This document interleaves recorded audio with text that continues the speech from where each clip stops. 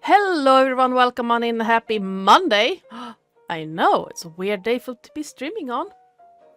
All the usual suspects are not here. We have some other suspects instead.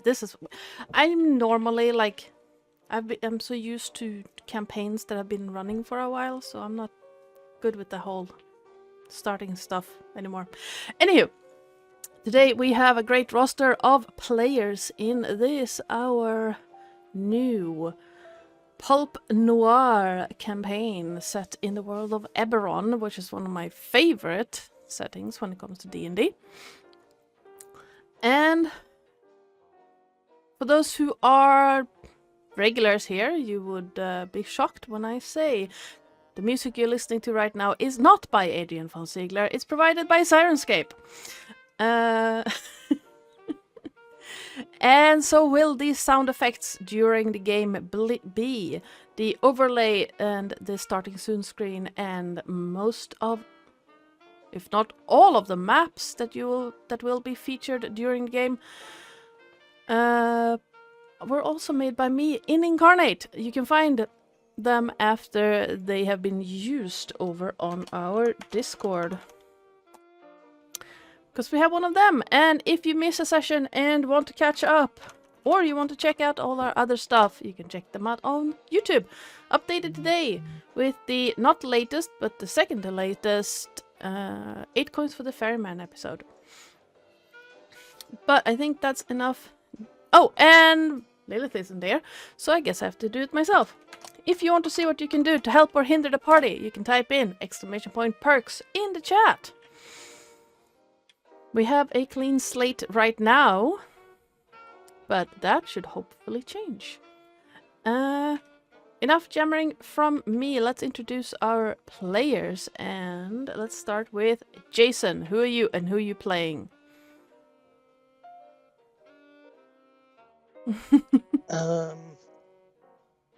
Hello, I am Jason. I play Bastian, the detective who is also a fighter. Human detective fighter.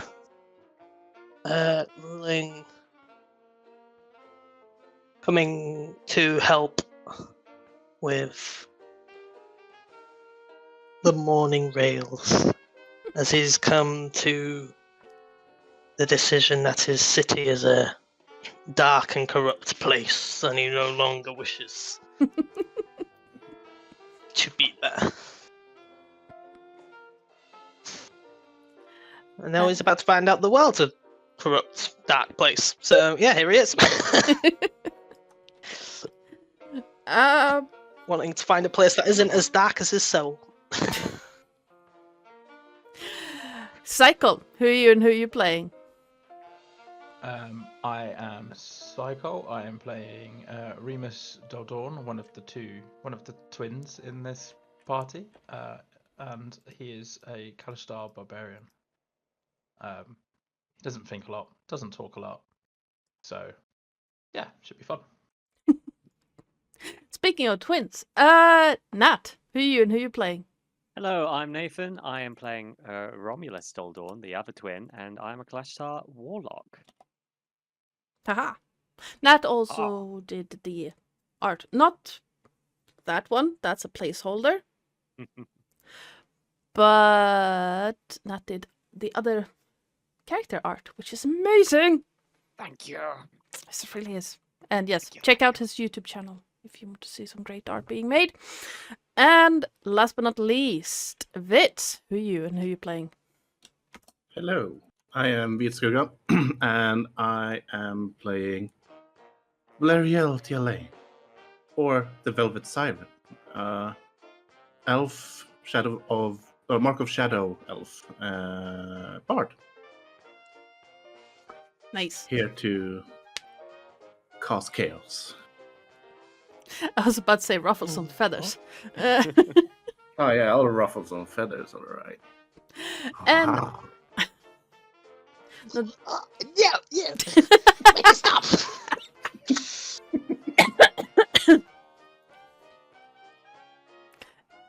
Yeah. And hi, I am Ardana or Joe or you there, though Lilith isn't here right now. I am the GM and channel runner around these parts, and I just realized I have not added something that might be important. Yeah, that's the one. Thank you so much for the bits. I completely forgot to add the sound alerts. So give me a moment for that. Where are my sound alerts? Where's the sound alert? There it is.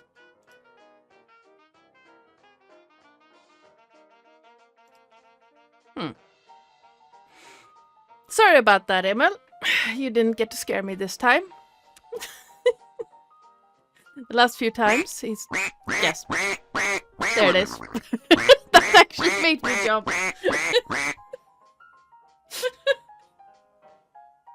Okay then. We're off to a great start. And... Yes. Fair warning, this stream is 18+, as is this channel. There will be cursing. There will be some themes not recommended for younger audiences. There might be some violence, because this is D&D, and violence is kind of a foregone conclusion. There will be characters who are not savory people. Just saying. So, if you're below the age of 18, shuffle off, please. And let's get started. And I need check some things. If we are all as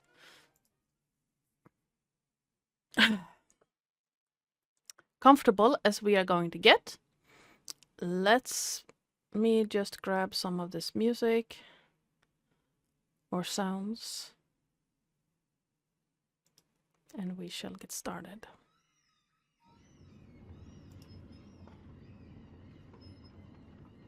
I literally thought it was the seagulls outside. I know, these sound effects are so good. And it is... Nope, not that one.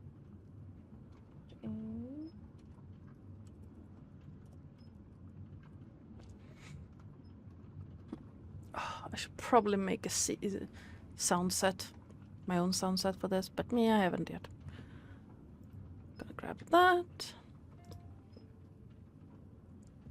Gonna grab that, and I'm gonna grab my notes. The fog rolled out from the beach, thick and glistening across the waves, curling around the weathered beams of the coastal village like a whispering ghost. As the sun rose above the horizon, casting the last slivers of light last slivers of morning light upon the cobbled streets, switching from dawn to morning, a motley crew gathered inside a dimly lit office where shadows danced along the cracked windows. Each figure bearing the weight of their secrets, their lives and experiences, their faces carved with thought, contemplation, and perhaps the soft twinge of the hope of the unknown. As waves crashing on the cliffs roar and churn, the four of them step forward towards the man sitting behind the desk. The first step on a journey that will likely take them into dark conspiracies, foul betrayal, and the long-reaching shadows of a world torn by previous conflicts. And I shall swap you all. Sounds like heaven.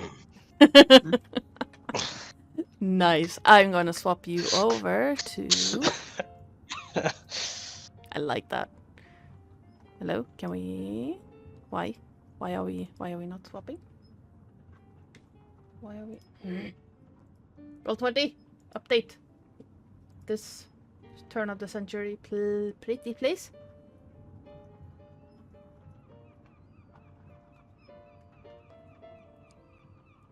And when I meant this, that I didn't mean reload. Roll20. Okay then. Sure, why not? Let's go with that. This.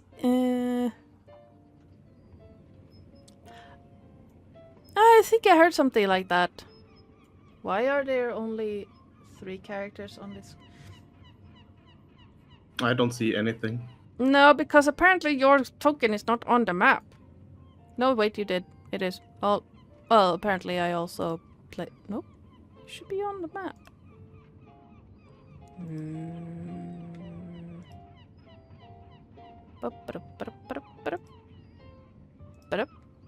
How about now? I spent like 2 hours earlier today fixing this. But you know, it's yeah. Do I have vision and do I have dark vision? No, because apparently all of that got reset.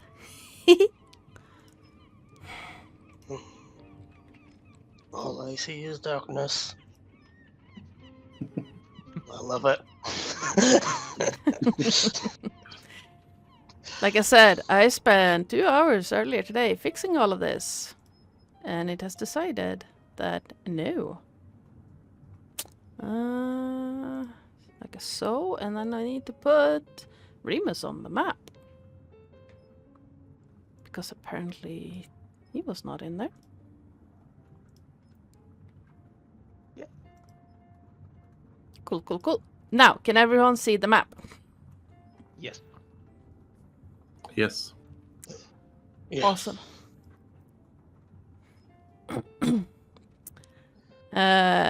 Okay. Bastion, you get the first hero point of the campaign. Oh, cool. Yay. Now let me just find it. There it is. Okay. Ah, not that big. There you go. The man sitting in the chair across the room looks up slightly from wild, somewhat unkept hair. It's hard to tell if it's on purpose because he doesn't care or if it's because of having spent long nights going over charts and folders and ledgers. He lifts one eyebrow as he looks at you and then indicates with his head to the chairs across from the desk.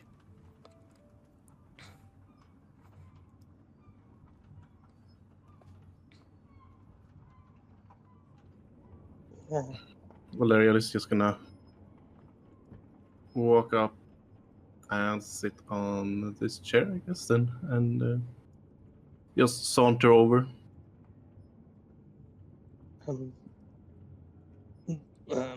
Bastion walks to the wall and just leans against it.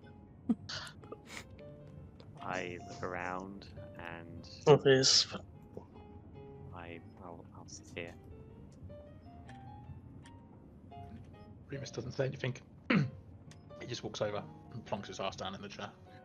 Okay. Valeria is gonna lean forward and take out her cigarette holder and lean towards the man sitting in front and say, "Would you be a doll and light my cigarette?" I need to keep that cigarette holder. I could barely hear that. I need to fix that. He reaches over and you see him take out a few matches from a matchbook, and then with a flick of a nail across the tip, lighting the match and holding it out to Valerial. She lights it on the matchstick and is backwards and takes a puff. And Wow. sits back. Kind of all of you to come by at such short notice and so early in the morning.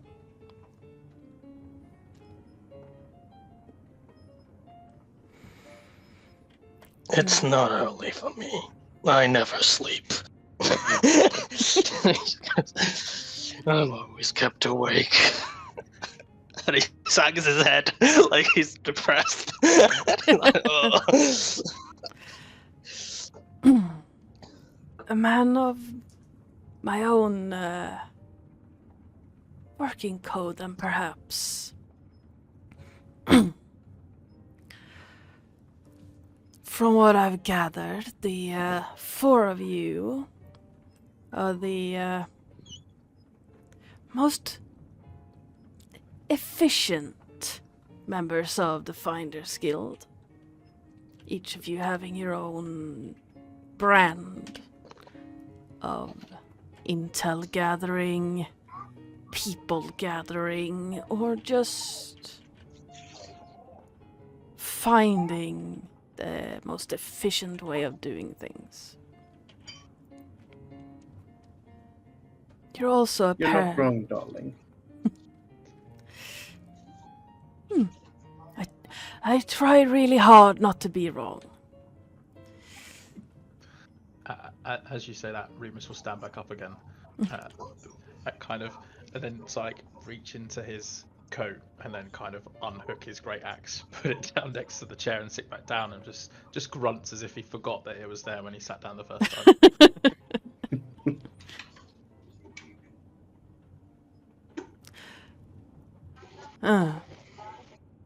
Strong and silent type, I guess. Well, I'm not gonna waste your time with this one. I need a crew to ruffle the status quo a lot. All of you know about the lightning rails and the airships. If you haven't, I'm questioning your observation skills. We are gonna make those obsolete.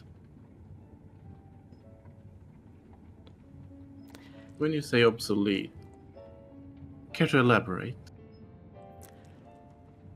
I have an idea for building a faster and most efficient way of transporting people and goods.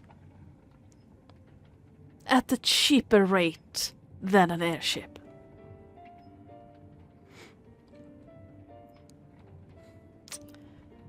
I need prospectors for this. The 4 of you were recommended for various reasons.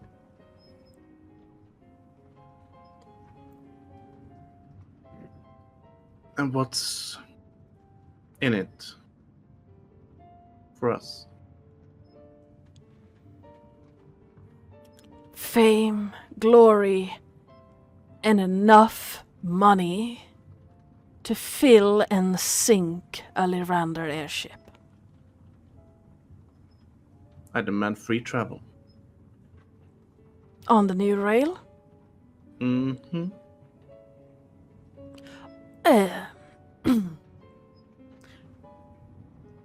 He thinks for a Or moment. heavily discounted, if it's impossible.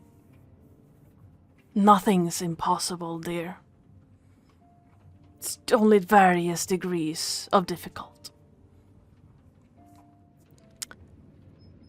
If we pull this off, if we can get this rail up and running the way I see it, I think those who helped set it up should be able to travel freely on it. Darling, There is no ifs. There's only when and how. So, the dame is in, but you... And he points over to Romulus.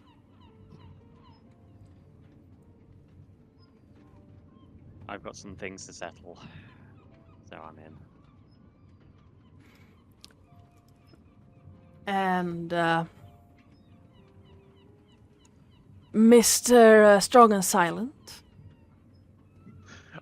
He makes like an affirmative grunt. That's it. He's in too. Excellent. And tall, dark, and brooding over there. And he points to Bastion.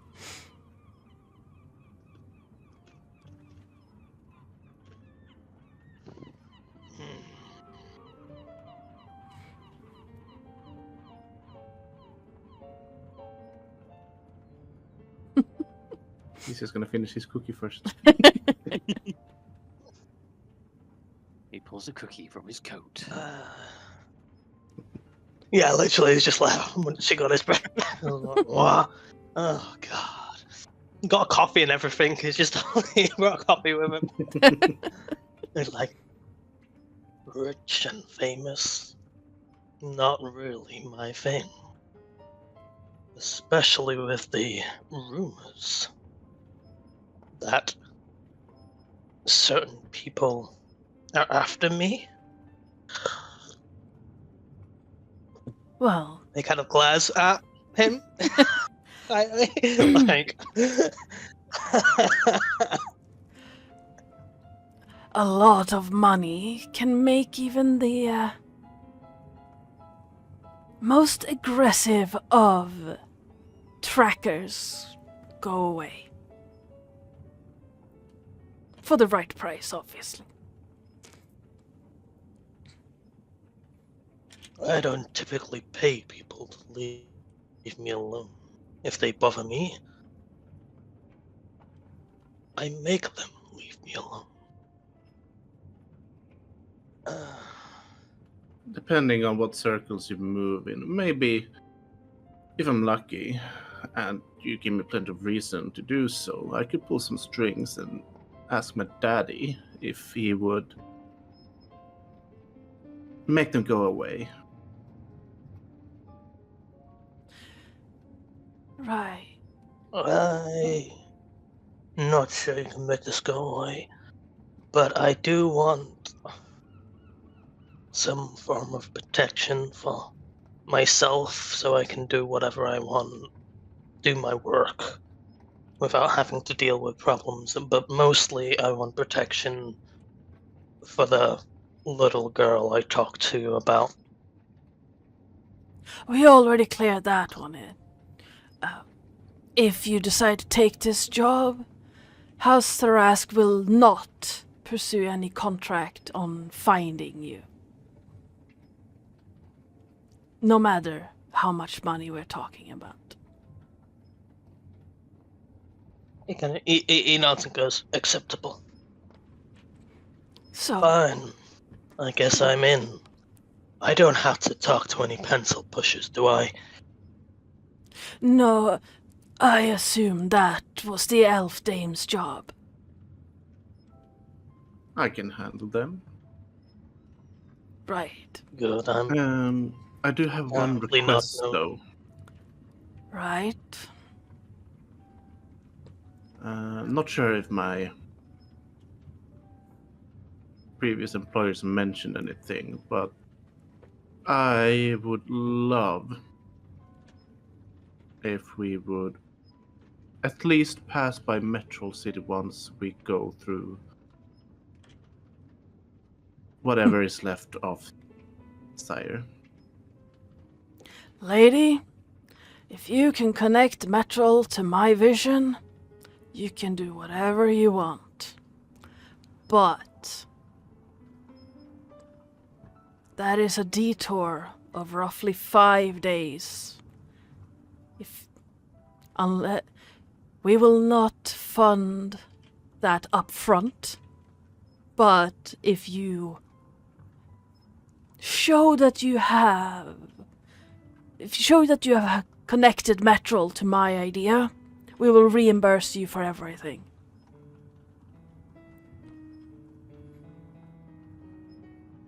Double.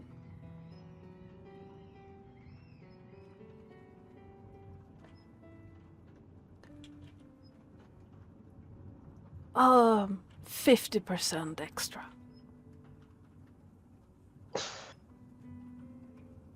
I can make it work. I can make it happen. Good. You will be reimbursed one for one and then 50% extra if you survive the Mournland and if you can make a line to Metro.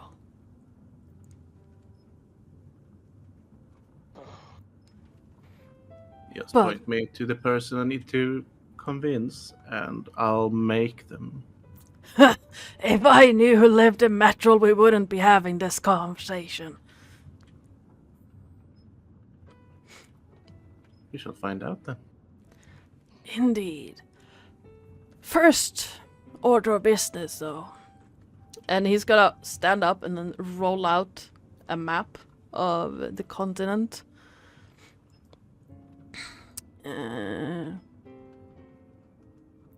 Well, actually not the continent, but the area known as the Shadow Marshes. I'm gonna move everyone over to the map. Well, that is very zoomed in. That is extremely zoomed. Come on, zoom out. Here we go. And gonna move over a little bit. And it's gonna tap a chewed down, slightly blackened nail on where you can see the red pin on the map. Hopefully you guys can actually see the map. Mm-hmm. And this is where we're at right now. And you see the line drawn on the map. There's a line. I can actually highlight that with a little drawing thing. See it?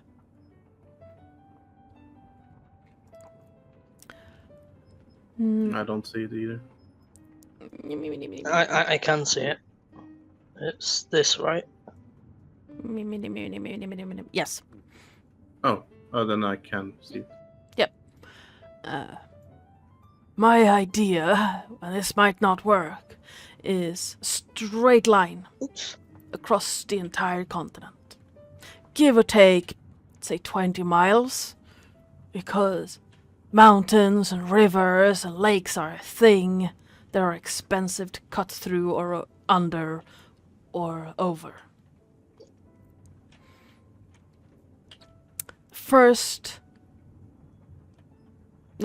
The first leg is through the Shadow Marshes. That's where we're at, in case you forgot.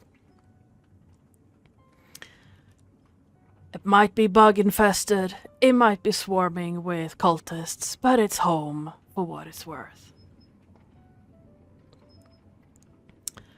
Your first journey is to the ruins of Slug Keep.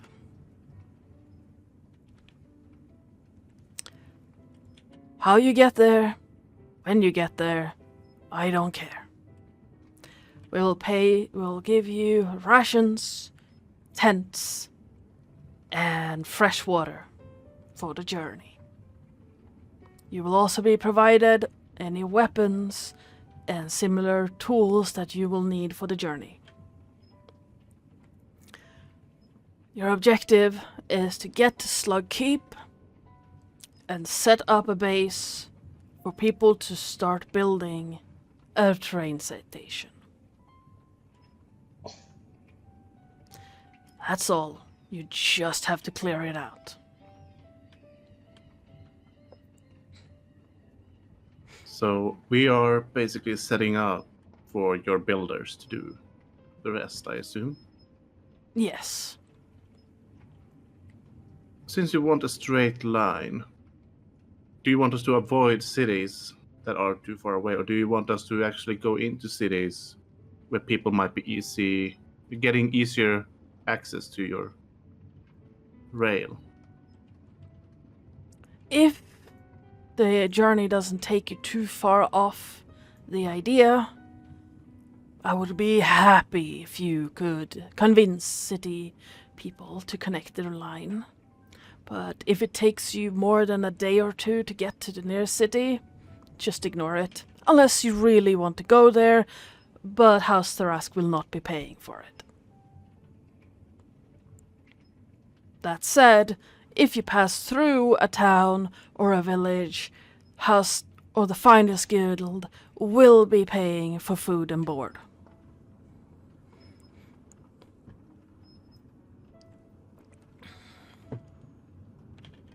Just don't go too wild with it. We're not paying you to live in luxury. We're paying for you to not live in rain.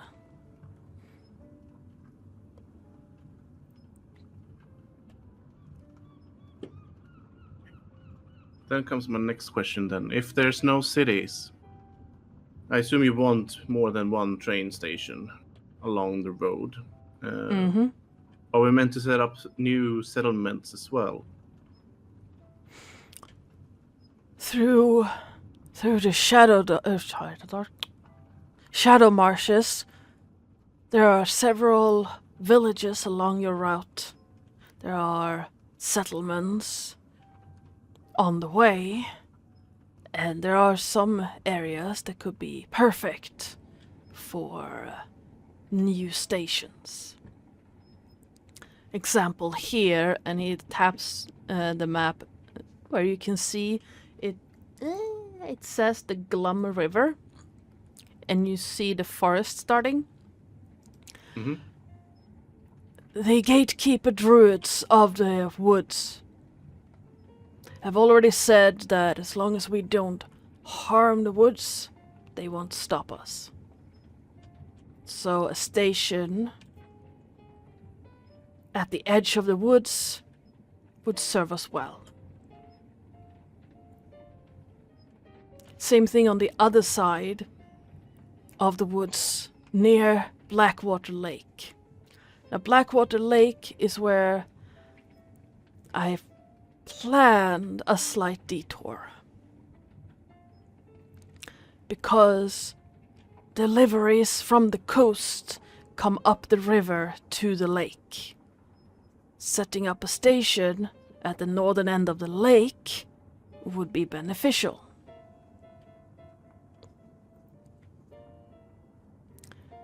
There's also the and with this he looks over to Valeriel again, just out of the corner of his eye. There's also the matter of Mordrain's Hall on the other side of the border to Droam. That tower, I don't believe in such things really, but that tower is cursed, the woods are cursed, and should something happen to the woods, like a act of divinity burning it down, I know nothing about it.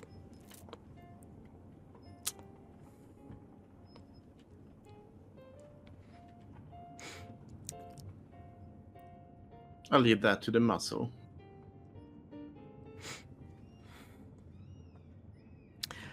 Yeah, as you say that, he lifts an eyebrow towards Remus again. And then over to Bastion. Right. I don't usually commit acts of arson. It's not in my moral code. I Perhaps, tend to stay away from the bright lights. maybe not, but you are a muscle. I'm brain as well, I'll have you know. He's gonna he lifts his fingers to his mouth, takes out the cigarette and points it towards Romulus. Compared to him and her, you're muscle mostly, and then brains. You're Unless... saying they're smarter than me. No, I'm saying you're stronger than them. Oh, okay. By a lot, probably. They look like they Sure. can handle themselves. Quite well. So, idea is cross the marshes in as straight of a line as possible. This is just to save costs and to make the travel as fast as possible. You will be the prospectors, the vanguard, whatever you really want to call it. You're going to be the people on the ground telling people that probably shouldn't put the rail there, it's going to sink, or this is marshland, everything sinks, you know. No need for you to go digging. No need for you to shuffle stuff around. Just put poles in the ground, or wherever you find, mark something, and we'll do the digging and the building. What we do need is someone to clear off obstacles, negotiate with locals, and pinpoint on a map where the straightest route will be, or the most efficient path will be. Do we have some form of magic map to send you these details?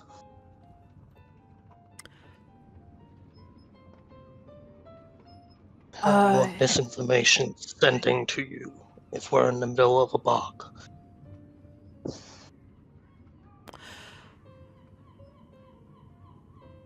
I could have procured you a magic map.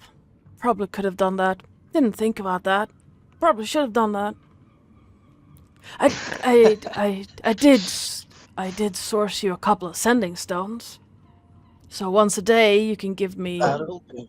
roughly like, hi, this is a river. We're roughly here. You will also be given a map and cartographer's tools, so you can mark it on the map where you are at and give us roughly where you're at once a day. I've already got cartographer tools and I am trained in using them, Perfect. so there should be no problems there. How about you consider procuring that said medical map so we can utilize it as soon as possible? Well, I'll do that. But it's gonna take some time. I mean, I was just taking the piss. I don't think magical maps actually exist, but if you can get one out there, it's no bother to me. I don't care. Just point me in my direction. Echo gloomily looks towards the exit. I know a few people who owe me a favor, and no one should say that Derek de Velderan is not afraid to call in a favor when needed.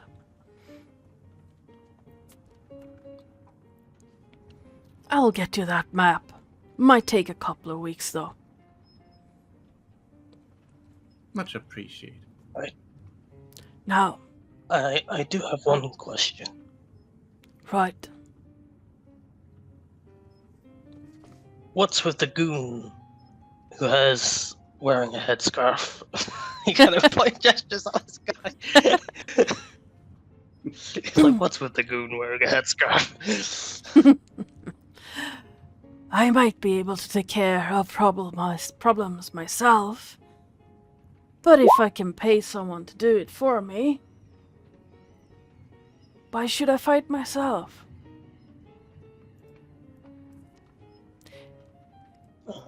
He's a glorified bodyguard. Mm. Right, understood. Kind of just takes out a toothpick and starts chewing on it.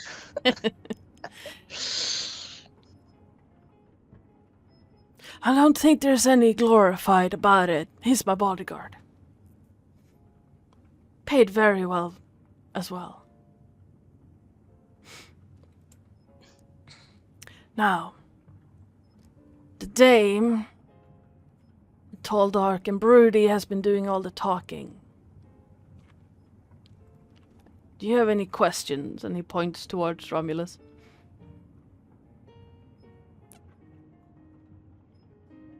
Where do we go from here? Well, if you go out just outside and to the next building, there are packs prepared for you. Oh!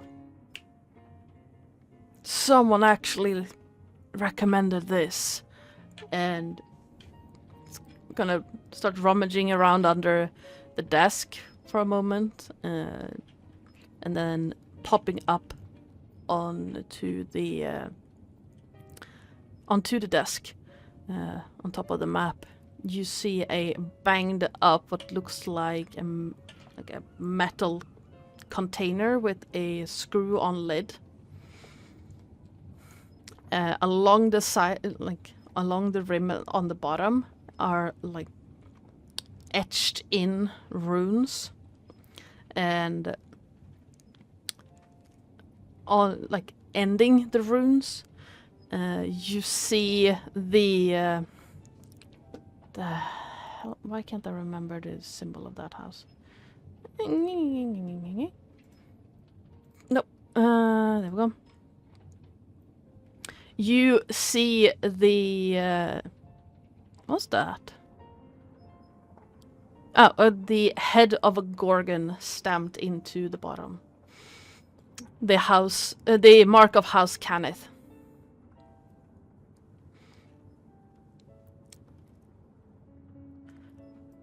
Mm-hmm.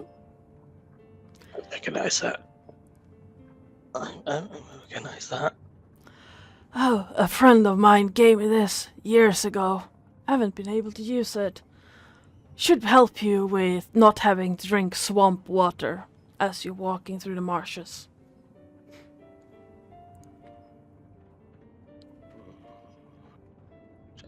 Well, that'll come in handy then.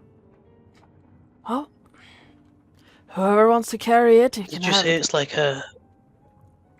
What is it, like a silver container?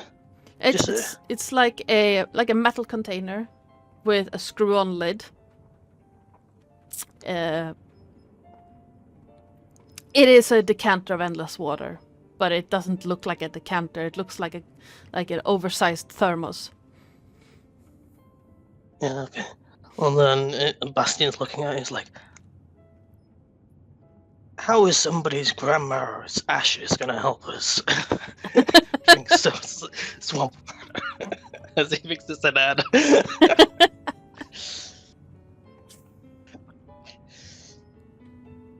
I don't think it will, unless you want to dry out completely. And it's gonna unscrew the lid, shake it a bit. Doesn't sound like anything, and then he tips it, and it starts pouring out water. Does those come in coffee or wine? They probably could. This one doesn't. That's one of my... That's one of my payments. I own the counter of endless coffee. I can put that in as an order If you do a along good with your job. map. Awesome. I'd like Beautiful. one as well. I just... But I would like one for coffee and one for wine. Thank you. Any other requests I can take? Still gonna take a couple of weeks for them to get to you. None from me. Strong and silent?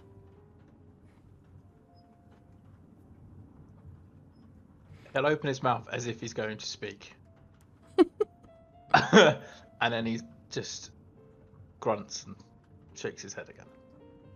Alright then. That's a no. So, whoever wants the water, grab it. Then just out the door and across the street, you find a building. Teresa will take care of you. She has your packs already packed.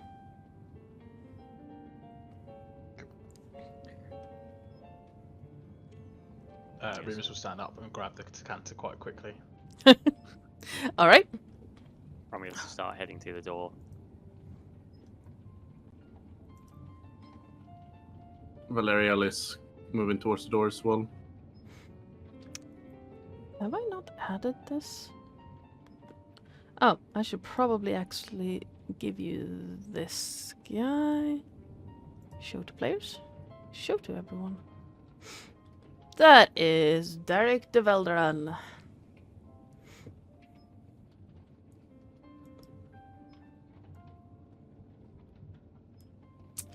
And yeah, you guys would know Derek as the only human in the triumvirate that rules House Tharask. The other two are half-orcs, as House Tharask is really the only dragon-marked house where those carrying said dragon marks are of two different species. Humans and half-orcs.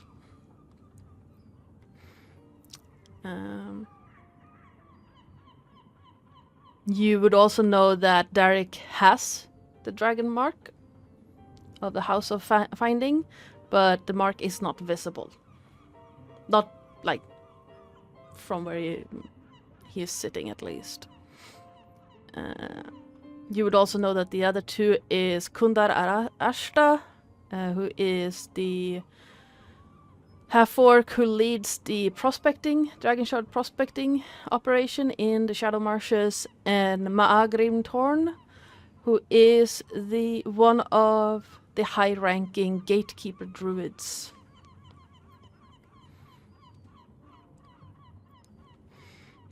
So each of them have one thing that they are the head of. You're not entirely sure what Derek is actually leading, but you know him as a bit of a... He likes to ruffle the status quo. A lot. This scheme of his is probably not something you wouldn't expect, but it's kind of big deal. House Orien and House Lyrandar are powerful, and you are essentially going to rock their monopolies.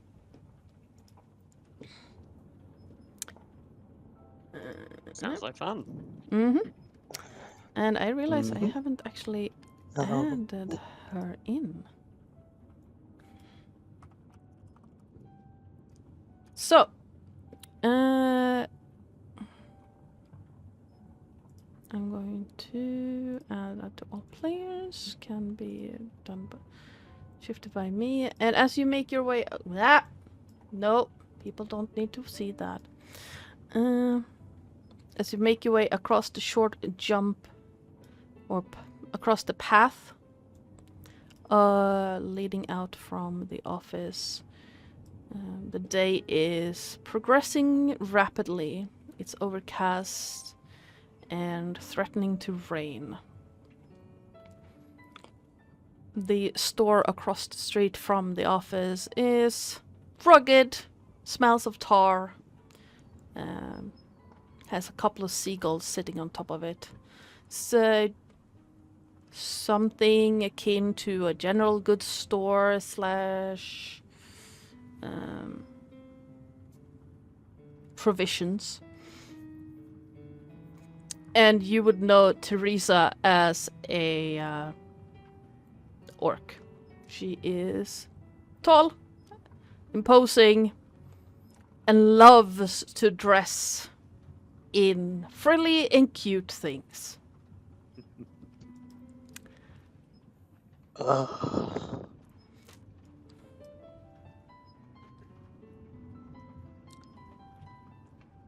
So, why are you... I'm writing some notes down, I think. There you go. He's just doing his inner monologue thing. All right. As he writes down a huge list of notes.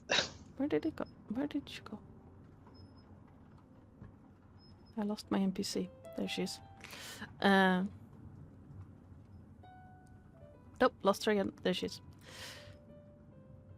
Okay.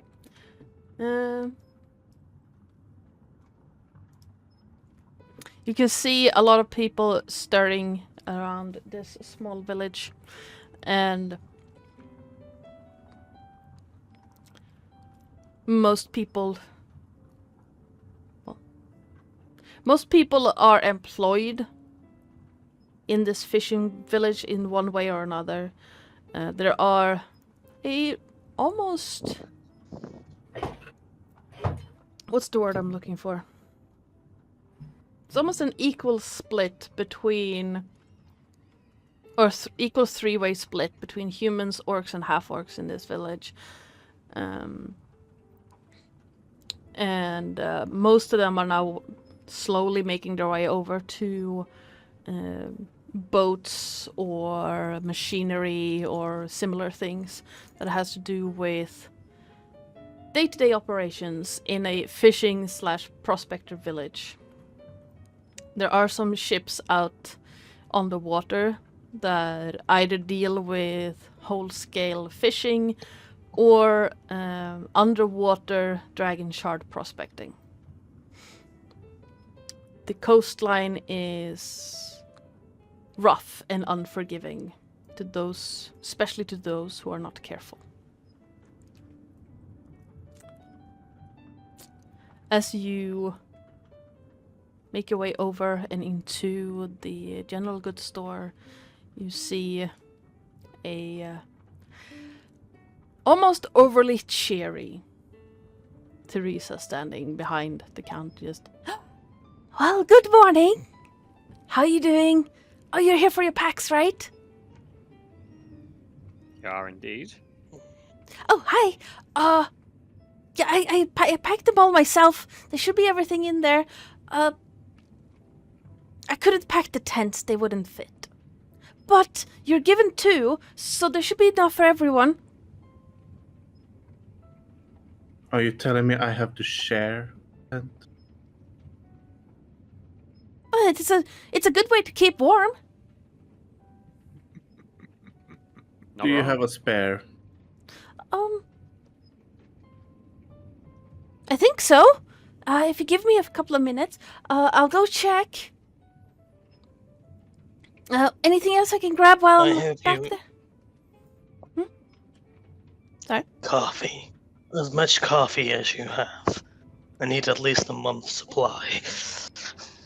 Okay, I'll check that. Anything else? An umbrella, please. All right. I'll see what I can find.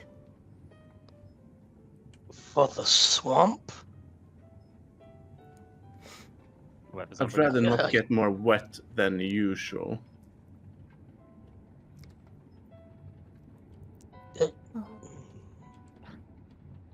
This is gonna be a culture shock and a half for you, isn't it?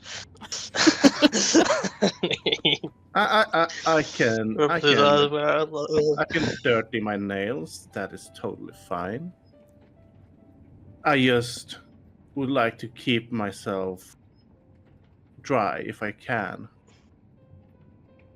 It looks like it's about to rain after all. Not gonna happen. We'll see about that. With a soft crash and a bit of a clanging, Teresa comes back out, balancing what looks like a folded up tent, an umbrella, a huge wooden box of something, and what looks like a folded cloth of something in her arms. Well, I found an umbrella, and I don't think... Oh, it depends on how much coffee you drink, really. But there should be a lot of coffee in this box. Excellent. And I'll just Thank you. dump my briefcase onto the table, unclips it, grabs whatever she gives me, and I throw it in there, and all you hear is a.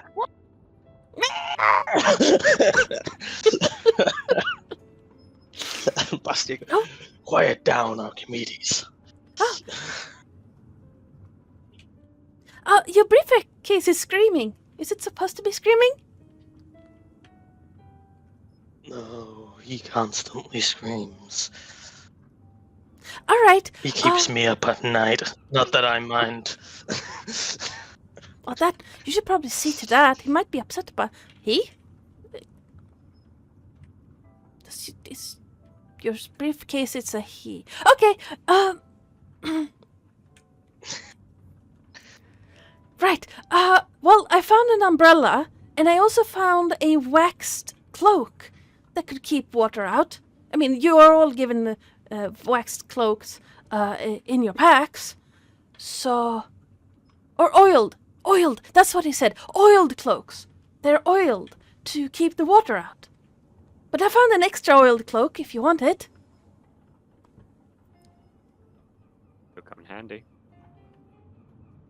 There's also extra nice. socks and underwear in your packs. Perfect. Wonderful. What kind of underwear are we talking about? They're made out of wool. Charming. I appreciate it. All right. Yes. And you have rations for how many days was it? 10 in each pack. And well, Derek said you wouldn't need water skins, so there are no water skins in there. But there are cups in each, like or wooden mugs, really.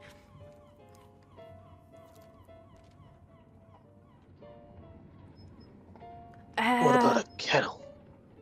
You have a kettle? Oh, there are cooking utensils in. I can't drink cold coffee. Oh no, that would be horrible. One of these packs have cooking utensils, and one of them has a first aid kit with herbalism stuff in it, and one of them has tools for fixing things. Tinker's tools. I think that's what. I don't know why they call them Tinker's tools. You don't really tinker with them. You make stuff. So they should be maker's tools. Tinkering is like you fiddle around with small things. These are for big stuff that you can repair things with. Anyway, so one pack has cooking stuff in it, one pack has first aid stuff in it, and one has the tinker's tools. And there was something in the fourth one that I have completely forgotten now, but yes. I'm sure we'll figure it out. Yes. And you have 3 tents now. And blankets. There are blankets for all of you, obviously, and bedrolls for everyone. And oh yes, I almost forgot. And she toddles out again, comes back, and opens up a small wooden box where you see that there used to be 2 sending stones in, but only one is left in there. Derek has the other one. I trust you know how to use those. I'm aware. Right. I think that's it, really.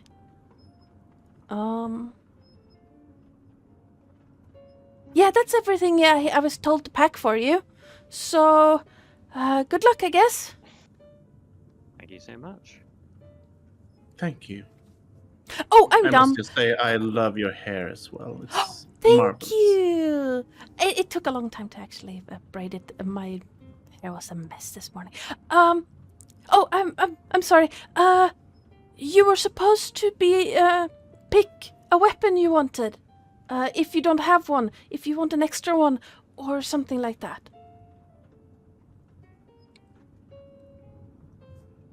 Do you have a pepperbox pistol, perhaps. Yes, I think so. I will be.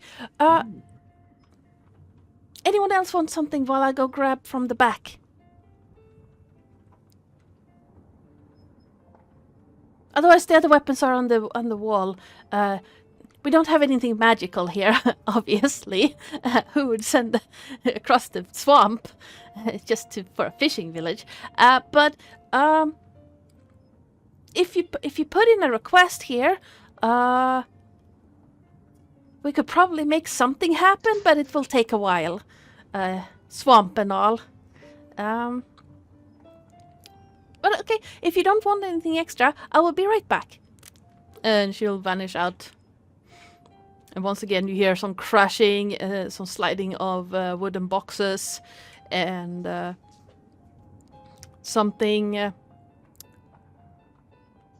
a lot made of metal falling on the floor. And just rolling around. Yeah. Sounded good. Bastion's just muttering to himself about cheerful people.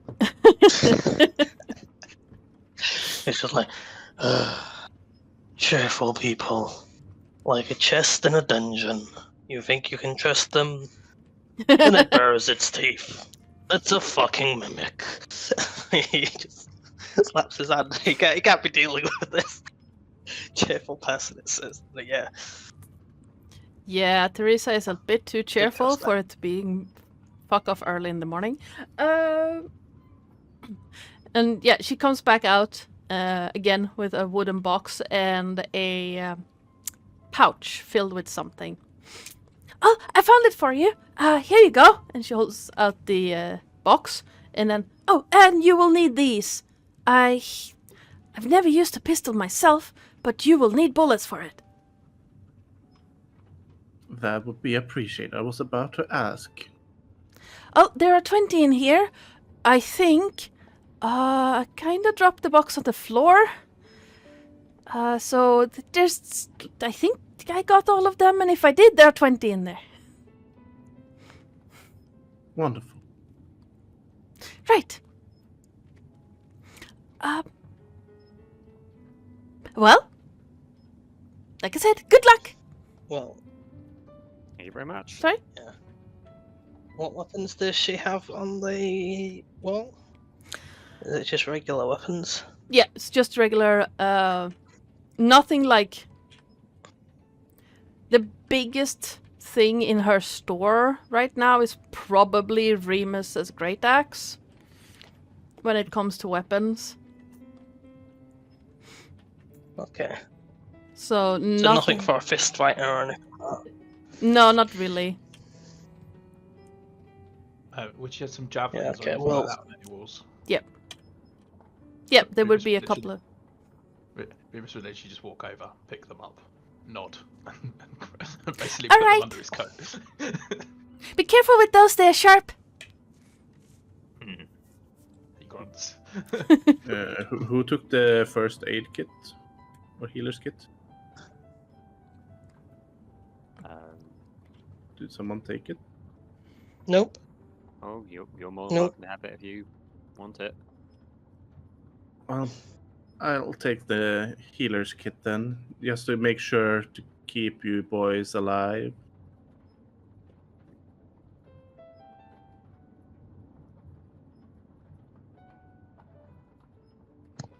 I'll grab the pack that we weren't quite sure what was in it. Okay. What kit was in it? I'll grab the one with the tinkerer's tools. Cool. That leaves Bastion as the cook. Yep. That's mean- the coffee maker. He doesn't make food. He eats burnt goods and whatnot. He burns toast, that's all he does. And he likes it dark. Was there a herbalism kit as well in that with the healer's kit? Yeah. Alright.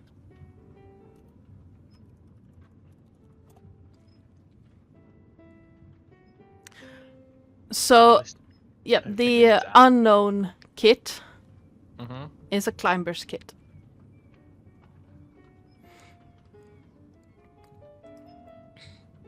Just for your notes.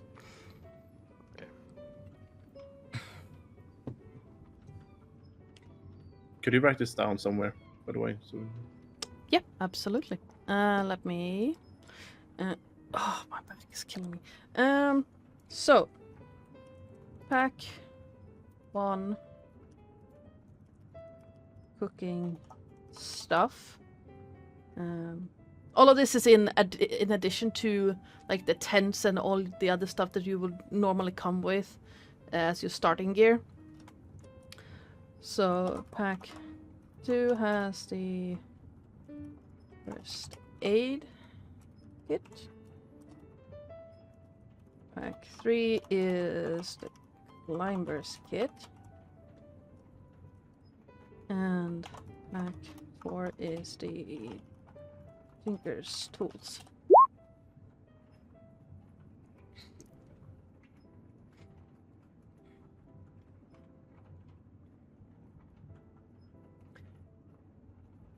All right. Nice. And so, in the early, well, unless there's something else you want to do, in this village, you have fishery, you have other stuff. I was going to say, if everyone was to have left, Remus would have held back slightly, and then he would have gone up and said, he's looking for some. I'm looking for whittling tools as well. Okay. That would be wood carver's kit, right? Yeah. Okay. Oh yeah, it's you should be able to find a pack of that on the wall. Cool. I literally grabbed that as well. So, okay. So, I think that's everything. I could maybe sneak something else in there, but the boss might not like that. We shall. We would have to see. So, okay. There should be everything in there. Obviously, no one is gonna stop you if you want to do like hunting or anything in the swamp, because who would go out there and just try to stop you from poaching? You know?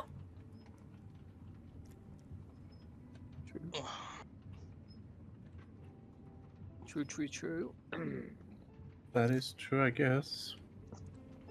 Shouldn't be in shortage of any food supply at least. Shall we see about making a move? Sounds like a good plan. All right. You make your way along the. I would say narrow, but it's not really that narrow. Along the gravel road, up along a collection of makeshift houses. Kind that, it's just gonna be a temporary solution that has now been standing there for the past 10 or so years. And eventually you make your way out into the marshes themselves. A wooden road leads across some of the worst parts, but you see that not too far off from the cliffs, water starts pooling, and the road becomes treacherous. And with your back to... Well, actually, you're looking at the rising sun. Our 4 adventurers are about to set out on a journey that might topple financial empires.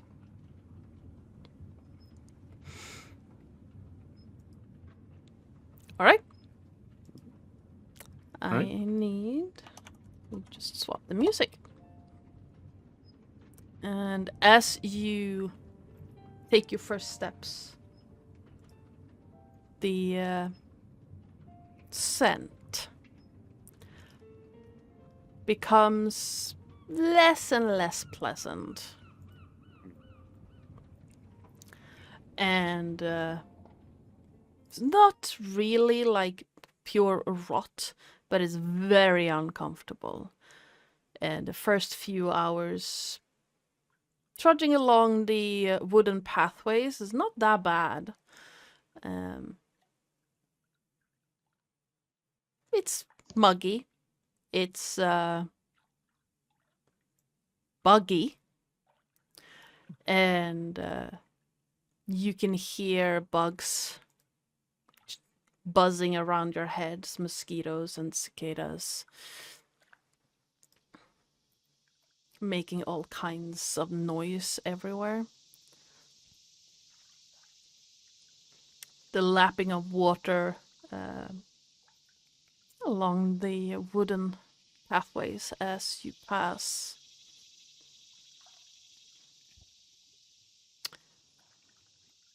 It's kind of hard to believe that someone would actually voluntarily live here, but you know that several tribes make their homes in the Shadow Marshes, and several people have struck it rich out here.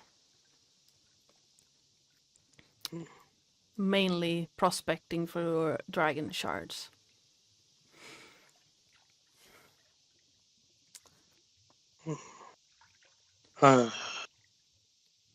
Smells of death. Extremely damp. Full of blood-sucking little twats. Reminds me of home. I hate it. He just starts scrambling through the bath like, whoa.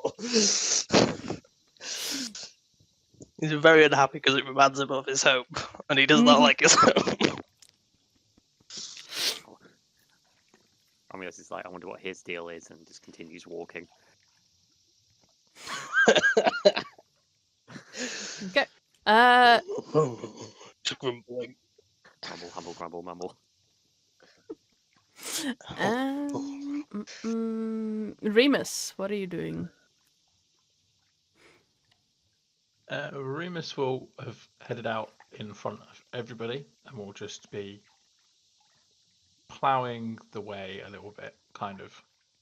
He's on alert, but he's just moving quickly. He's kind of distancing himself from everybody. Okay. Valeriel. Valerial is mainly just looking around, and she is not really in a good mood walking through this kind of environment. But she would have Please tell me switched she's in clothes. heels. No, she would have switched Oh, clothes damn it. before they left to something a bit more appropriate for the task at hand. She's still looking very elegant, but she looks like she's missing heels at the moment. Yeah, heels were originally invented to not have to walk in puddles. I wouldn't recommend stilettos, but that's what they were for. Fact of the day. I learned in high school that there were only one piece of clothing today worn by women that were not first worn by men.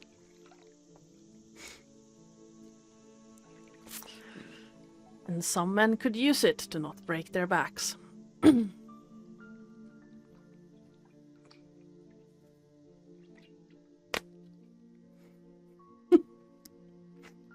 Anywho, you continue making your ways through this uncomfortable area. Looking at the map, you know it's roughly a day and a half to get to Slug Keep. And the realization that it's going to be a day or a day and a half of this until you get to the keep, and then possibly a lot more days of it following that. So a question, are we walking along like a road? Like, is there like a path or a road, or is it off-road at the moment? Swamp and water and everything? Currently, you are splitting between walking on semi-solid ground and like wooden planks that have been laid out over the roughest parts. You can tell there's probably where the wooden planks have been laid out is probably where a lot of people travel to get from one point to another, so that they don't lose people in the sinkholes and randomly appearing pools of water.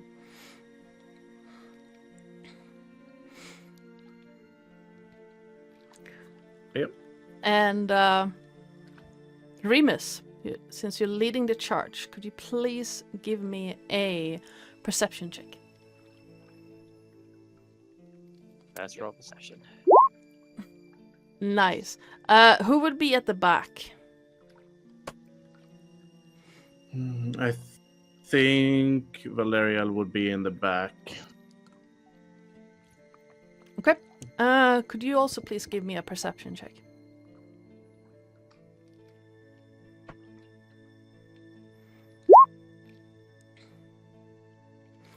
Okay. She is too annoyed at this. Remus, as you're making your way, making a path for the others, you start noticing collections of clothing, of armor, of rotten and rusting weapons, and bone floating to the surface. Possibly remnants from either the last war or war fought long ago. Very long time ago. And as you disturb some of these, inadvertently or not, something else moves with them. Vapors rising from the swamp. Thoughts coming into your mind of what these people might have experienced during this time. Why they were here, what brought them to their end. And then behind you, you hear a sound, as if a low hissing.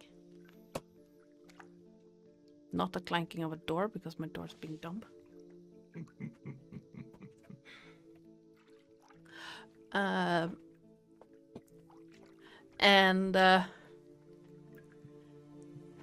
Everyone, could you please make me wisdom saving throws? Valeriel, with disadvantage. What do you say? What roll? Wisdom save. Wisdom save. Disadvantage. Joy. Romeo, you get advantage on wisdom saves. Oh, okay. Forgot about that. Actually, Exactly the same. is it? Well, it doesn't really matter since disadvantage, I guess. But I was gonna ask if there's a charm, anything like that.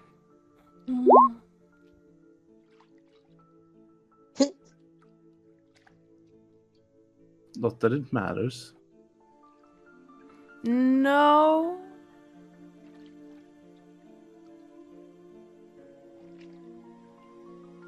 Okay. No, it's not a charm effect. All right.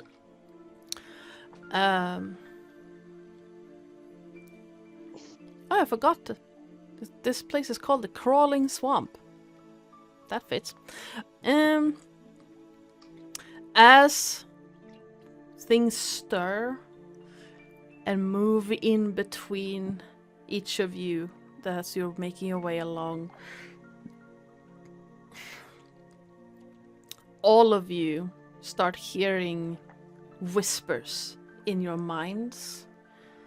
Whisper, not entirely tangible, but there.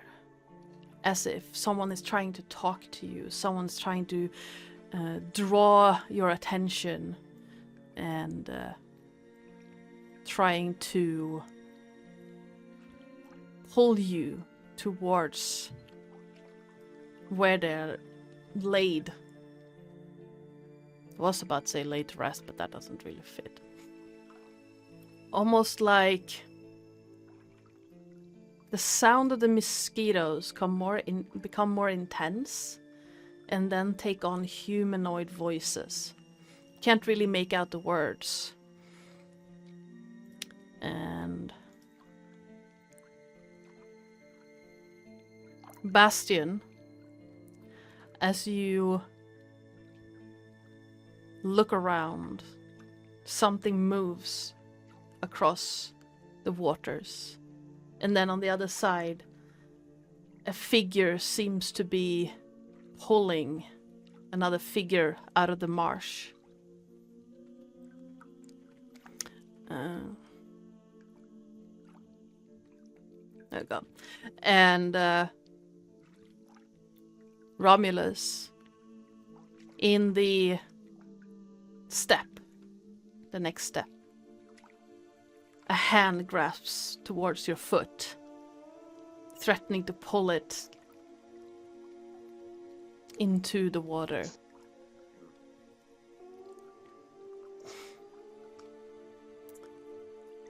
But before your foot can reach the water, there's no hand there.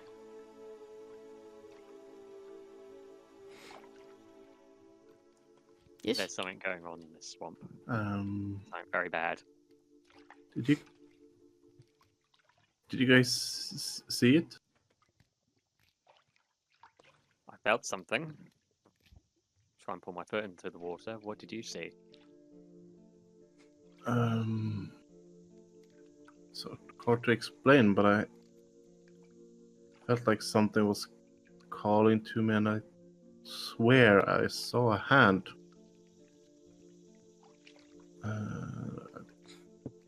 But when I tried to pull it, it wasn't there.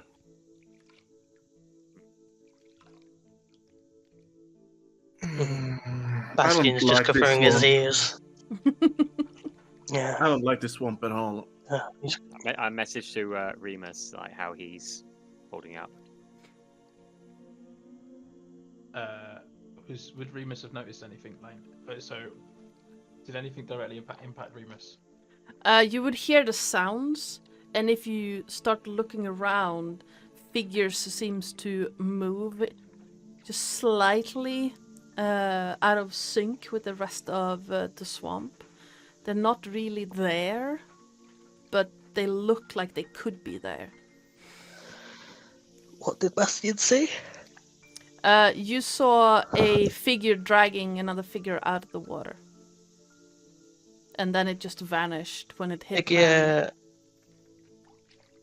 Dragging somebody into the water. No, dragging someone out of the water.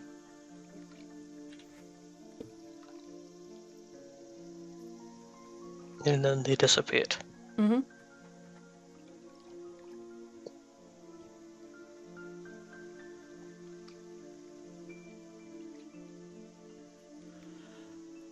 Bad stuff has happened here.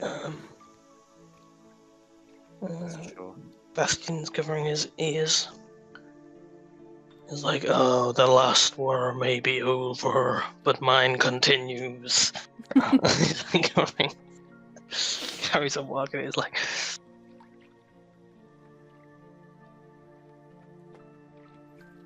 he's just like... Somebody tell me that cheerful orc gave us insect repellent. These mosquitoes are starting to bug me. Funny. Vastly. I was waiting for someone to make that. He has humor. Oh, I so wish I was Humor. playing it. So wish I was What's playing a character before. He has humor and it isn't dark. What is this?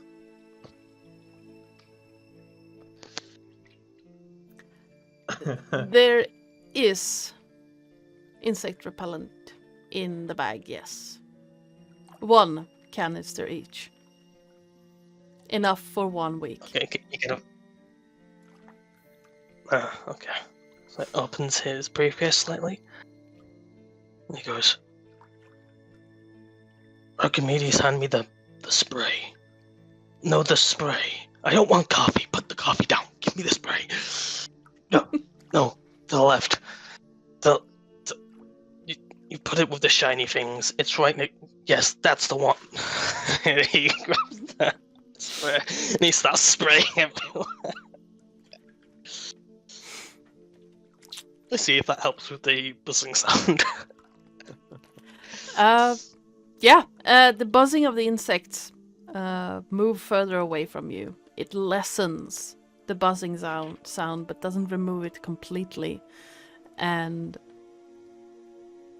Bastion, you get the sensation that if you take a wrong step here, you would likely join the people under the water.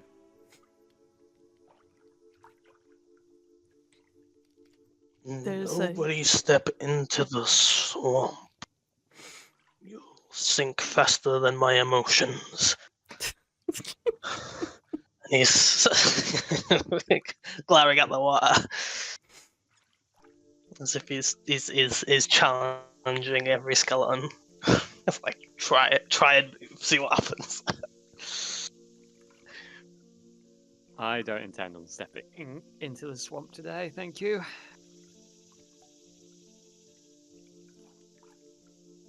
Why did I end up with mana-depressive people? I think it's in our best interest to get through this part as quick as possible. Sounds like a good plan. Also, since we're walking, we should probably get to know each other a bit more. So, what exactly are your things? Like, I can tell that your silent friend obviously is good with the axe, obviously. I can't really tell more about that, but what's your deal? What's my deal? That's a good question. So this is Remus, my twin brother. I've had, say, a checkered past when it comes to things. Decent with a sword, apparently. Do something. As you start saying this, Remus will unhook his great axe and slam it into the path next to the ground. And Remus is good with the axe. And he will actually speak. Oh. He said, "This is hardly the time for introductions." Fair point.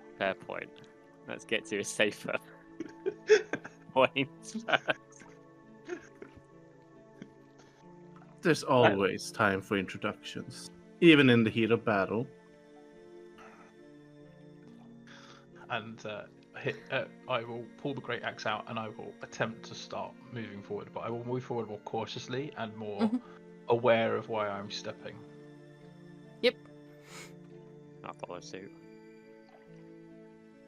Okay. And not that anybody asked, but my favorite deal is 2 for 1 at a coffee shop. So walking.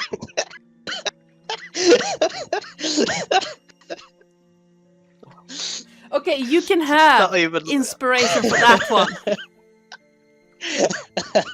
A monodepressive Yeah. coffee addict. Love it. I think you just received like 4 like simultaneous face palms from that. I did. That was beautiful. That But was he says excellent. it's clearly not a joke. It's just literally him answering truthfully. This is from radio. It's monotonously. Okay. As you make your way more cautiously along the wooden pathways of this description, these fens that are covered in the armaments of fallen soldiers, and after a while, you also realize that not all bones you see are humanoid or even beasts. They seem warped and twisted and somewhat misshapen. Something looks like it had, at some point, very many jointed appendages poking out from a spherical center. Or something that seemed to have way too many legs. Any one of you who want can give me a history check. I'd love to make a history check.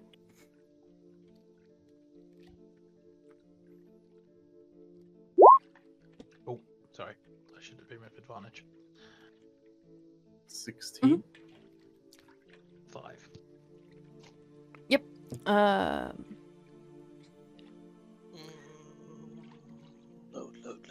Load. Roll 20 being slow. We are not surprised.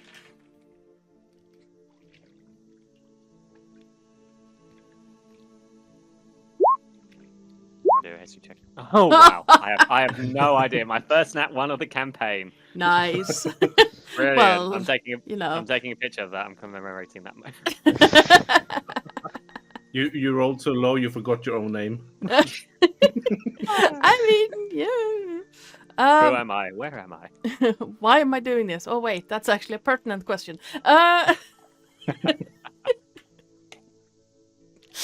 He rolled so low he forgot his username. Okay, so Bastian, you Snap 20. Not that one. Bastian, you remember that the Shadow Marshes is the stage for several wars over the millennia history of this continent. Not the least the last war. Luckily, mostly untouched by it, but there were still conflicts here, skirmishes, etc. But it makes sense that there are a bunch of dead things here of various species or classifications. Valeriel, you barely remember hearing something about the Delkir War. And you know that the Delkir were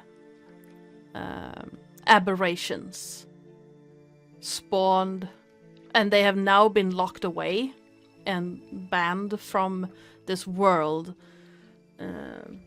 Possibly something to do with the gatekeeper druids of the Shadow Marshes, but you're not entirely sure how or why or when.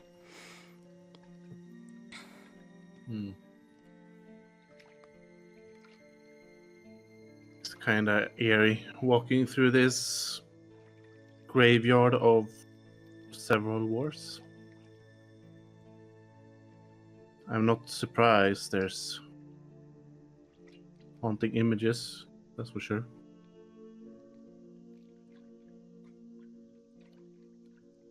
We should probably be careful. Never know if there's any residual magic or anything that is haunting around as well.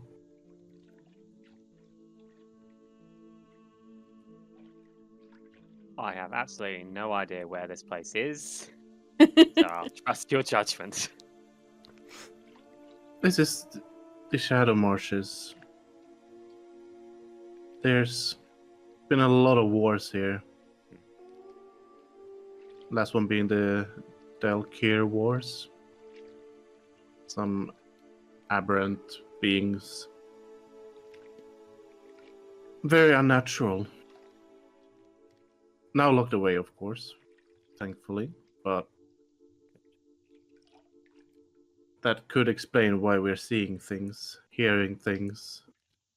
Let's hope we do not stumble upon some things. Let's hope not. Mm. Yeah, a little bit. I didn't give you that information, but do you know that the Dalkir War were a very long time ago, but as far as you know, the last war didn't really come here, so... Yeah. Yep. After a long day's walk through the muggy swamp, through fens that seem to almost want to swallow you whole should you take one step off the set out path, you find yourself near what looks like a set up clearing. Like someone has lined a larger piece of solid ground with wooden planks, almost to try and keep the water out. There is a stone-ringed fireplace in the center, and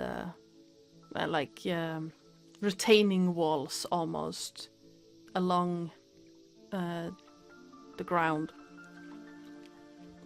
near the water's edge. The sun is about to set in the west, because that's how directions work.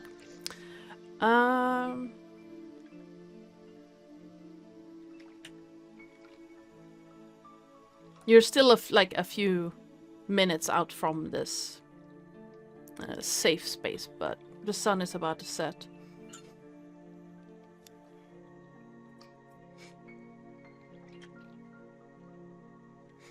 Should be about time to make camp soon. Probably, yes. Mr. Mapman, do you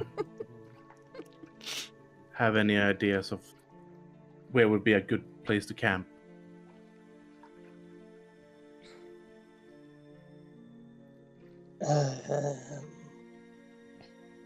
So I'll take up the map.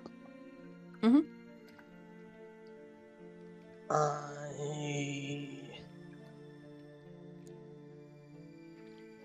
I'm going to use my cartographer tools to calculate roughly where we are and how long we've been traveling. Oh, my navigator's tools. I have cartographer and navigator tools, so either one. Okay. Yeah, give And me I will try to find somewhere here. Yeah. Give me check with those tools. I think it's an intelligence check or something to calculate that. Sure. Which one? Cartographer or navigators? I'd say navigators, even though it's technically water, but I'd say navigators.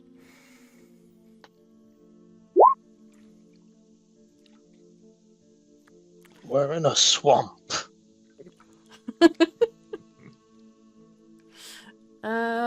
With Now that. look up. Yep. And try and find a dry spot. There is a large dry spot that someone has set up camp at some point, a couple of minutes ahead of you, if you walk carefully.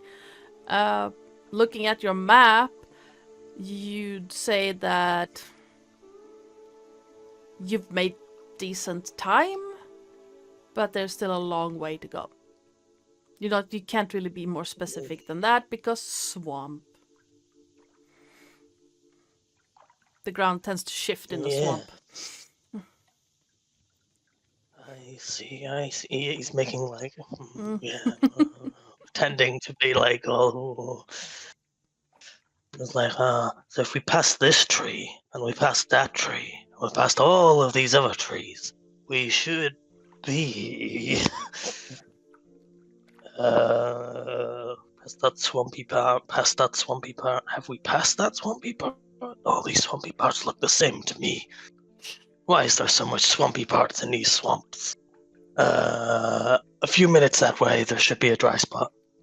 Either that or an hour. An hour or a few minutes, give or take. We should carry on moving. He gets up, just shoves the map and contact rules back into his suitcase and slams it shut with the brief.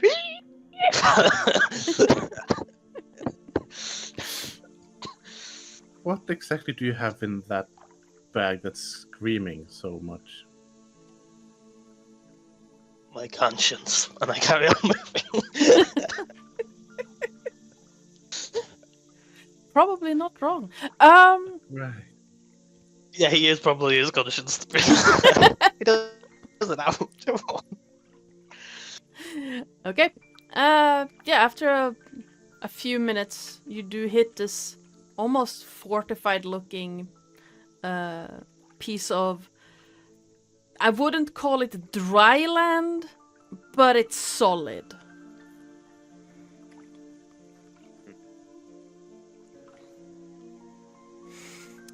I suppose this is it for the night. Sounds good.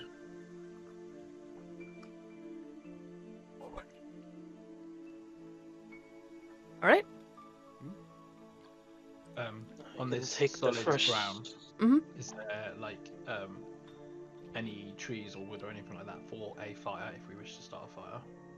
Or is it they further into the swamp that we'd need to walk out to? On this particular spot, there are no trees. You can see that someone has piled up wood in the fire pit, but most of it has been burned already or used already. There are some pieces that haven't been set fire to, like you would get the outsides of where the fire has been. You would have to walk a little bit away in from this place to reach the nearest tree where you can get like moss and things like that from the trees. You can see some twigs and such on this kind of island that you have stopped on, but not a whole lot more than that. If you find any wood, be it dry or not, I could potentially dry it with some magic. So it could still be usable. Remus will more or less immediately walk off to start hacking at a tree then. Okay. I'll take you, let's say, for usable branches, it would take you 10 minutes to half an hour to get a bunch to bring back with you. What is everyone else doing while Remus is doing that? I'll see about putting up the tent. Yep. Valeriel is walking over to Bastion. Says, "Would you be a darling and help a lady put up the tent?"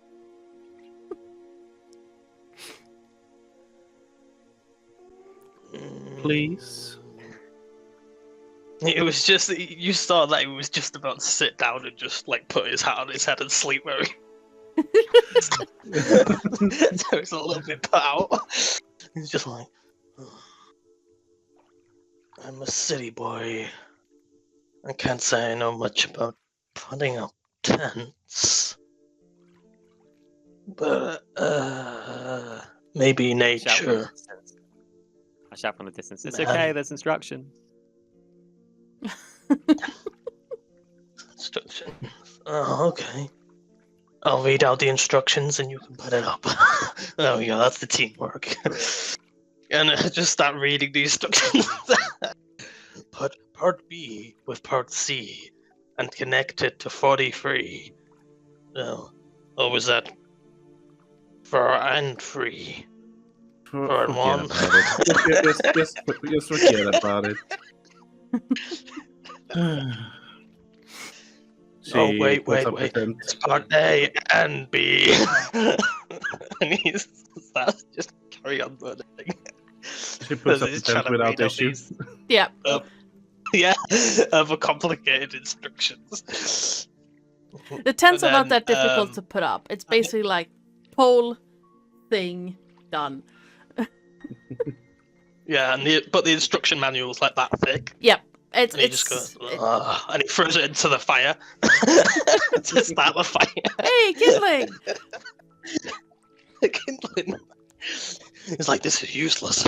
He starts ripping up and just throwing balls of paper into the fire pit. It's not like she needs the Make better tent either. coffee. She's an elf after all. She doesn't need to sleep, so she still puts it up. Okay. So Remus, you come back with a bunch of firewood, and I got distracted by a ferret in chat. You come back with a bunch of firewood. Most of it is in some stages of damp. Some of it has moss and mold on it, but most of it is useful. Most of it can be, with some finagling, be convinced to catch fire. And you get the sense that the fire will be needed because the air is damp and uncomfortable, and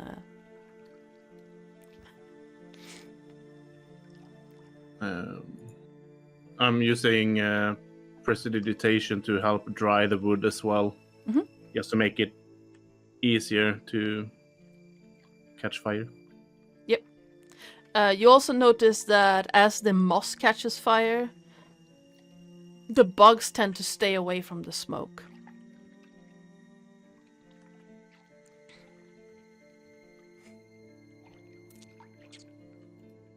Oh yeah, and I'm also Right. looking forward to when Psycole starts making mental puns to everyone.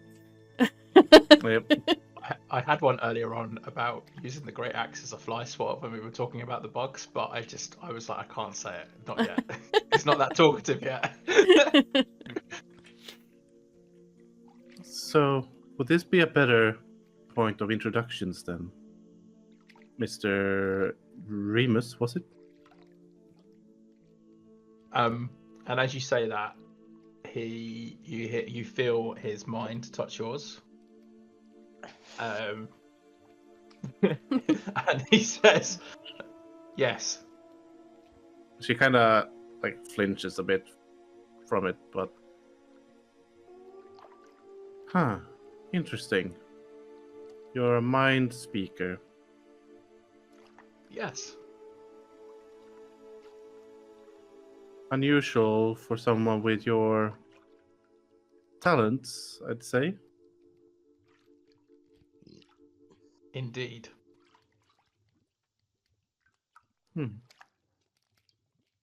she looks to Romulus. Says, "Are you someone who speaks through minds as well?" I do the same thing. I speak through the mind and say, I am indeed. So I guess you're the well-mannered one, then, since you're actually speaking with your mouth. What was that, sorry? I assume you're the well-mannered one of the two brothers, then, since you're speaking with your mouth.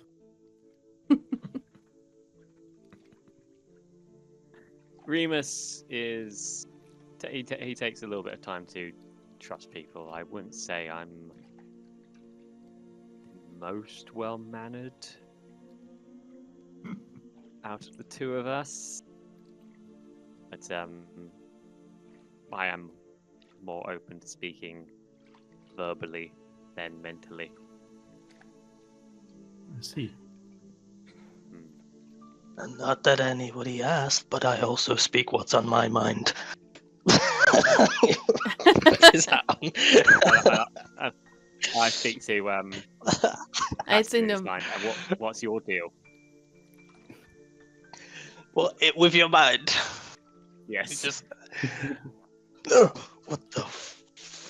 Well, I have told you my deal. It's 2 for 1 on coffee. There's also a lovely Already. breakfast deal. Well, the waitress makes bacon and gives you a hot drink for a set and cheap amount of money. I like that deal as well. But if you're asking what my spiel is, I punch things and I know things. That is all.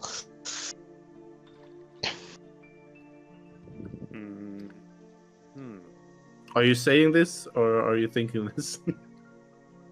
No, he says this. It's even if he can fucking hear it in his mind or not. He just does out loud.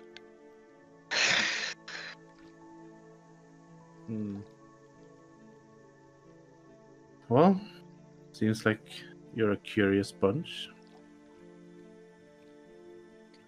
And what about you? Yeah. What's a dame doing in a swamp? I wonder that myself, but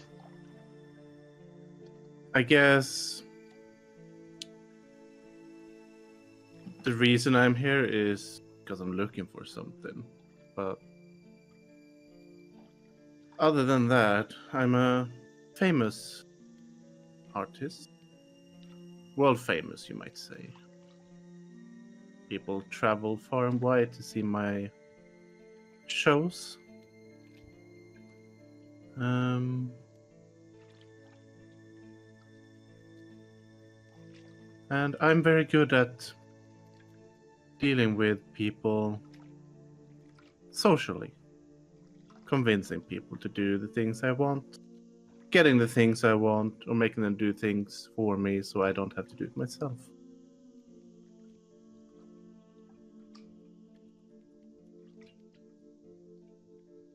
A silver tongue, you might say.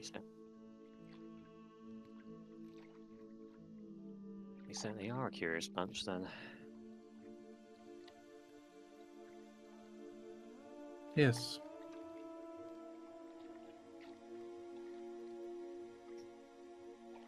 But it's nice to meet you, and I'm sure we'll get along just fine. I do hope so. You as well. All right. The sounds of the insects shift as the sun sets, and an eerie green glow seems to dance across the swampy waters. The insects buzz and chirp and sing. You hear the lapping of water against the retaining walls, and something eerie that eventually you recognize as the sounds of hunting birds. Are you keeping watch? And if so, who is doing which watch?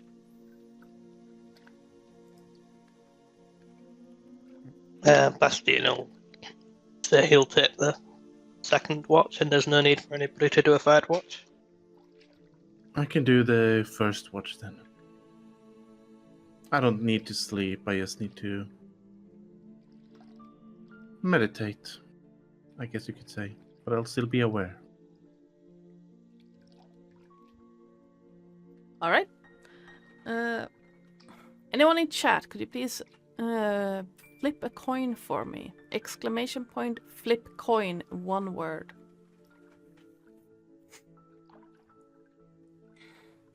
Anyone can do it.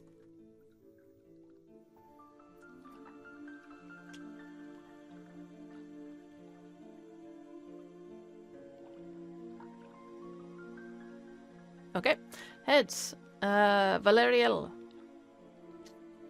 As you're keeping watch,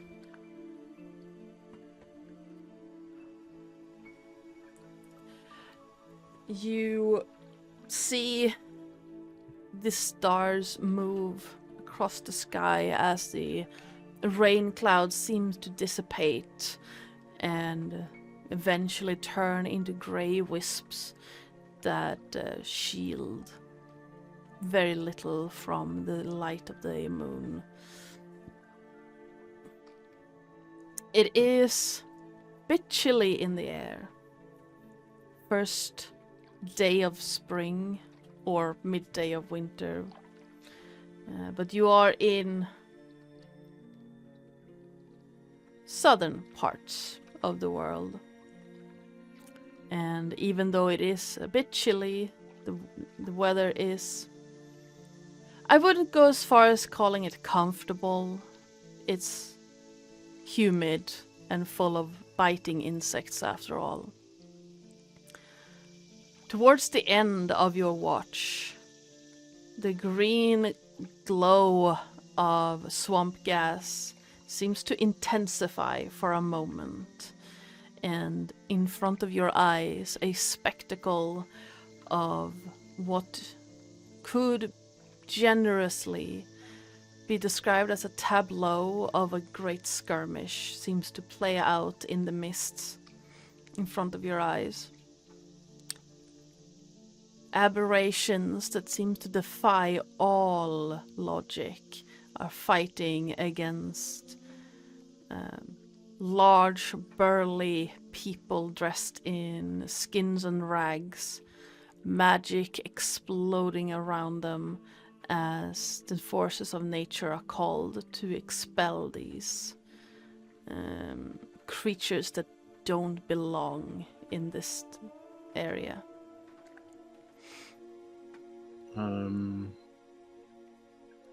She's gonna take some notes of what she's seeing.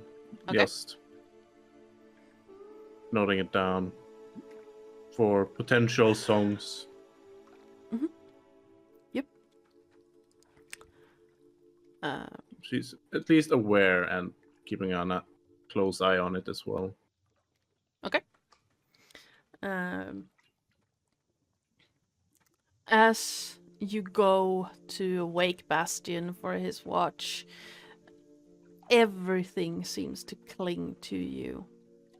The humidity, the insect bites, the visions that swirl and swarm around you. It seems to leave a feeling of that you will need a lot of showers to get this mugginess away from you.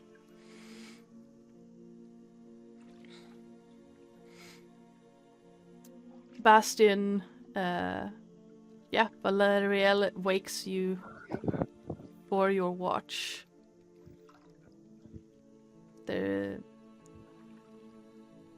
With the rules for long rest, Valeriel, you would need 4 hours of uninterrupted trance, and Bastion, No.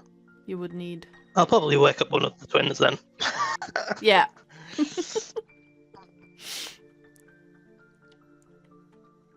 You would need a few hours. Well, as well. she doesn't need sleep. She just Take needs early trance. morning. Oh. Yeah. Bastion's in a Jesus. very unrestful state.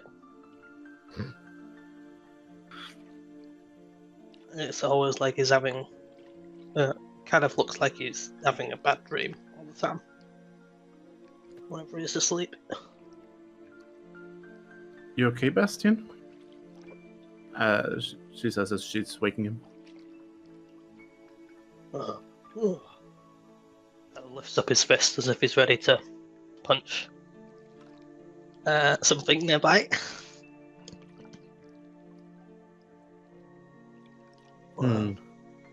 Oh, right. Kind of looks up and looks around at the. Is it like ghosts? Like it's like it's just this huge spectacle of like misty ghosts fighting each other. Almost, yeah. You can catch the few, like the last glimpses of it as it seems to peter away and turn back into green glowing swamp gas. Did the barbarian throw mushrooms on the fire when we were looking?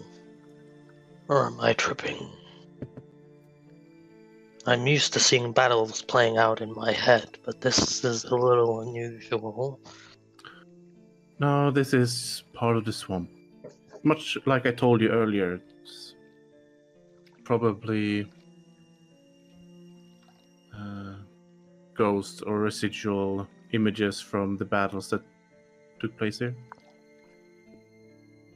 It is eerie and unsettling, but so far they have not been threatening.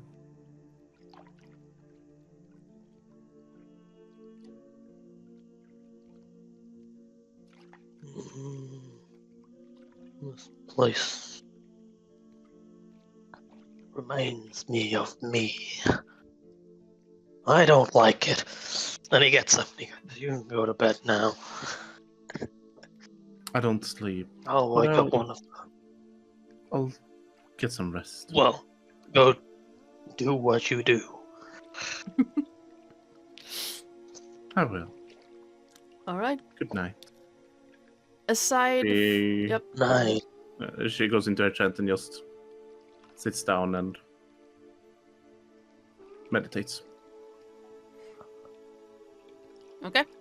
Bastion, aside from the last wisps of the battle tableau slowly moving away as the night progresses, nothing really too eventful happens.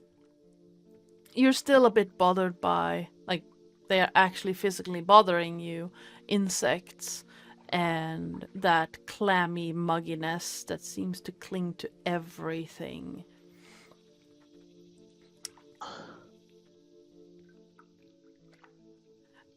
And, but as you look around... He's gonna make some coffee. And aside from the scent of freshly brewed coffee, the... What's the actual description? What's the word for the sound that frogs make? Croaking. Thank Croaking. you. Croaking You're welcome. of frogs and splashing of birds and fish hunting. Nothing really happens. It is clammy and, yeah, not a great time.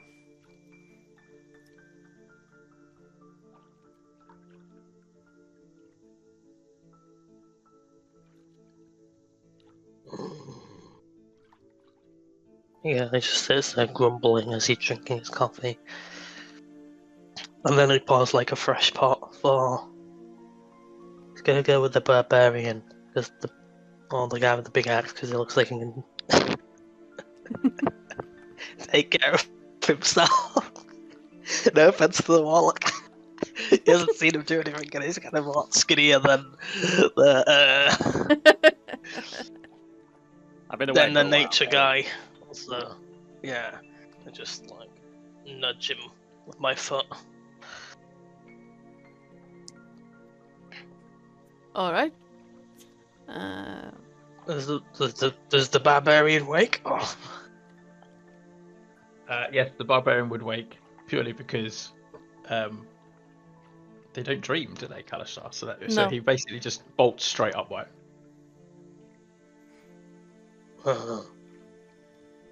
Here's the coffee. Your turn for the watch. And then he walks off and goes to sleep. That's all he says.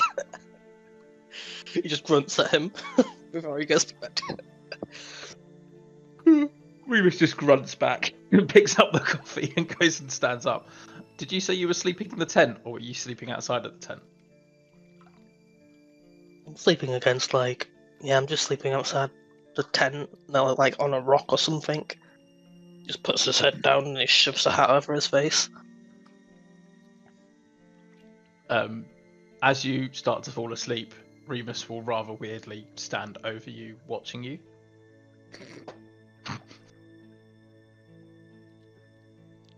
Drinking. Am I aware of this? He's just drinking his coffee, watching, just waiting to see whether or not you start twitching as you dream. That's about it. Okay. Who, me? He looks. No, Bastian. Oh. He is familiar with elves and It's their ha- weird trancing ways, not necessarily whether or not Bastian is human or not. He's basically testing to see whether or not you dream or not. Yeah, he's dreaming. It's kind of obvious. He's kind of grumbling in his dream, and he kind of just randomly throws a right hook in his sleep, and then goes to sleep, and it rolls over. All right. Remus, please give me a perception check. I miss playing my elf with my ridiculous perception score. I mean, that's not bad. That's not bad at all. All I'm saying is Farron has got a plus 12 to his perception score. I mean, yeah. I think he's got a plus 12. Well, that's a really good perception score. As you're first observing if Bastian is dreaming or not, and then observing in general, you notice that there seems to be things moving in the swamp.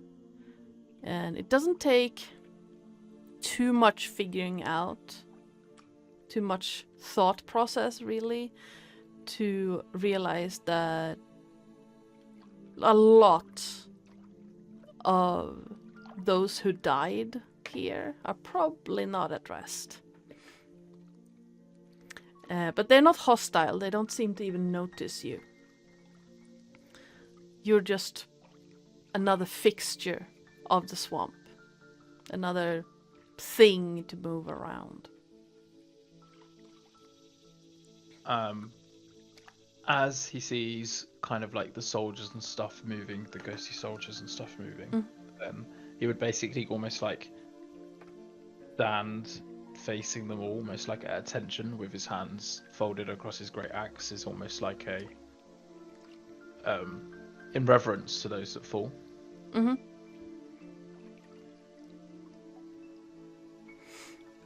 Yep.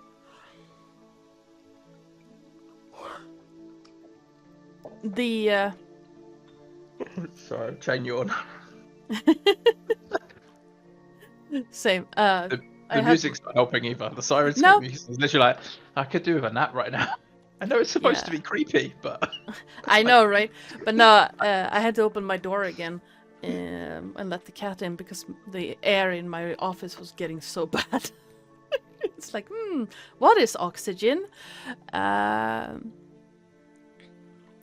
so the night passes not comfortably at all whatsoever. There are insects, there are restless spirits, there's swamp gas, there is humidity a lot. It's getting really cold towards the morning, even with your fire. And as the sun starts coming up again, you notice that it's probably going to get, instead of being cold and clammy, it's gonna get hot and clammy. And I need everyone to please make me a Constitution saving throw.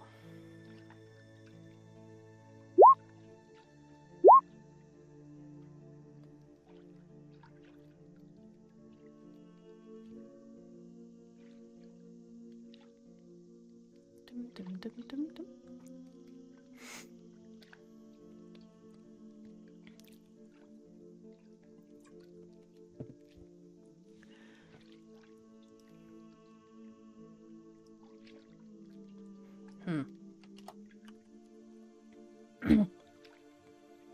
Ish. Bastion? Everybody's stealing the good rolls, and I know mine's gonna be shit. Yep. Oh, I'm gonna use it. My inspiration that I got. Hey, that's There we go. better. And wait, Remember, one good roll this session. One good roll. I mean- that's all I want. that's your first nat one for the campaign. Well, we've not had a nat 20 No. yet. I mean, other than the one that's in the game. It's the second nat one. No, What was that on that one earlier? it's his. It's his. Bastion's first nat one. Okay. But yeah. Romulus, you wake up, and you're on the ground. Everything is sore. Everything is stiff. You have bug bites in weird places, and the part of the tent is clinging to your arm because of the Ooh. humidity. It's not a Right. great time. You somehow, by some miracle, manage to actually get some rest, but you feel like you tried to drink sewer water or something because. Oh, God. Bleh. Remus and Valeriel, you're feeling a little bit like, I wouldn't go as far as call it refreshed, but you feel rested. Everything just sucks. Remus, you experience that shift from cold and clammy to hot and muggy as the sun rose again. And then the insects came back in full force. Because it's morning. Bastion, you're almost refreshed. This was almost pleasant. You know, aside from the bugs and the humidity. But it could have been worse. You have slept in worse places. You can even remember some of them.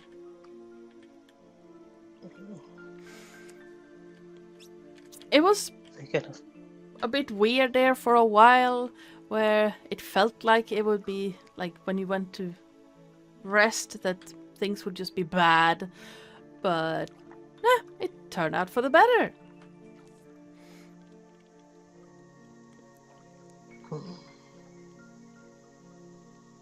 Oh. Is the creepy guy still staring at him when he takes his hat off? No, he would have. He would be doing something equally creepy, which is basically staring out into the swamp, holding his axe, almost saying good night to the ghosts or good morning to the ghosts.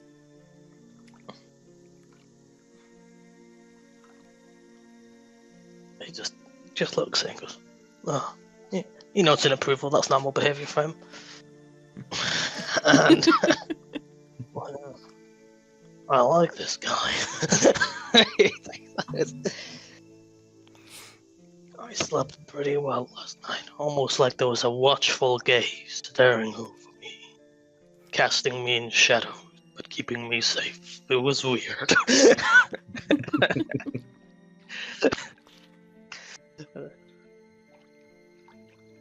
Gets up, stretches, his whole back creaks.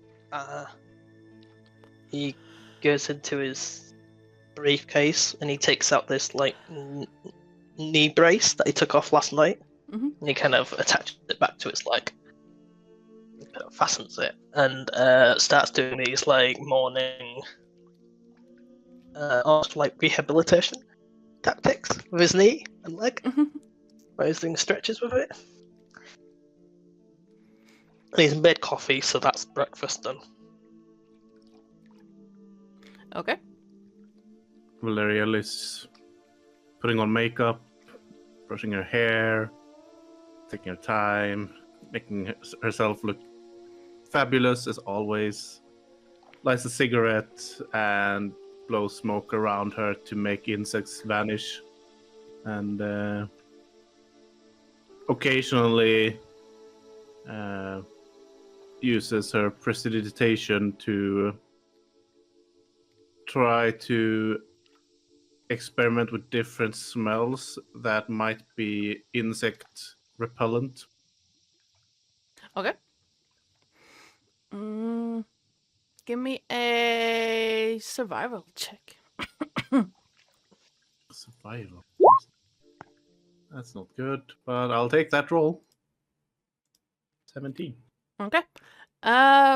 You notice that while the cigarette smoke seems to repel some of the insects, it's not enough to keep them away permanently. Yep.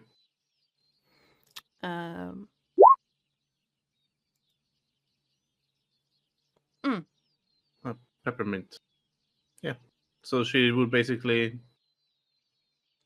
make herself smell like peppermint, I guess. Yeah, with the 17, I'd say you realize that, hey, that's that scent. That works. Mint works.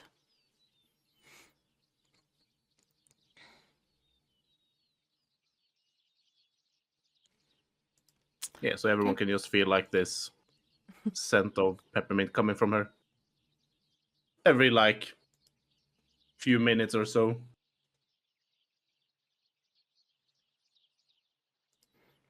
Okay. Romulus. Well, I wake up, feel like absolute crap. Maybe do kind of some like arm stretches and things like that, and walk over to see how Remus is doing. And yeah. Yep, Remus. So he'd actually speak rather than. So I'm gonna have to qualify this every time, aren't I? Now, yeah. Yeah. So he'll say, "Good morning, brother." Morning, brother. How are you doing? Ghosts were present last night. Ghosts. Exciting. That would have been cool to Yes. see. Might have actually gotten some. Might actually feel better than I do right now if I were awake with you. Well, Bastion, I think his name, seems to sleep well. Rather surprising considering the type of man he is, from the looks of it. Well, he seems to fight stuff in his sleep. That's very curious.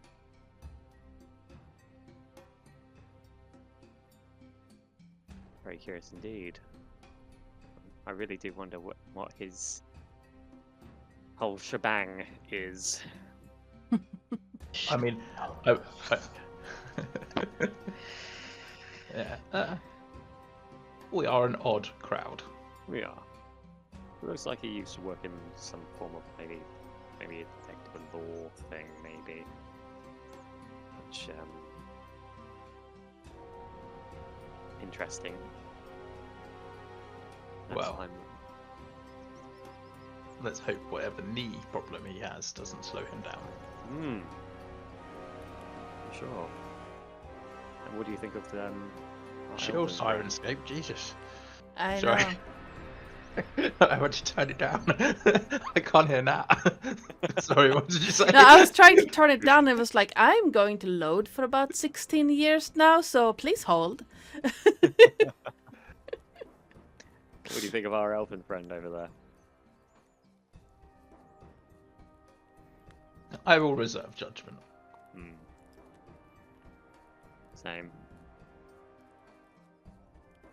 Well, hopefully we can get this done, clear things up, and things will hopefully be better.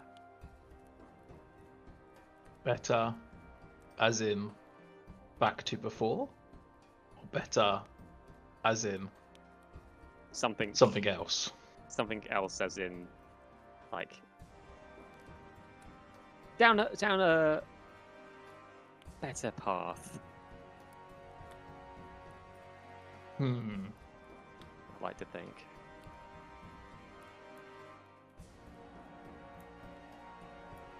So, Let's what I hope so. for anyway. Yeah. We shall see. Let me remain hopeful. Yes. And then he will turn and he will link with Bastion. He will say, "How is the knee?" Kind of looks around. He's unsure who's just spoken to him because he hasn't been spoken to by. Was it Romulus or are you Remus? I'm Remus. I'm gonna get so confused with this. You're Remus, okay. Remus hasn't spoken to him yet.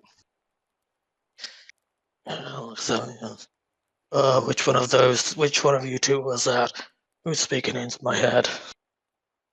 Remus will take a step towards you to make it a bit more obvious that he's speaking. That it's him that's speaking into your head. It's fine. It's just an old injury that likes to annoy me.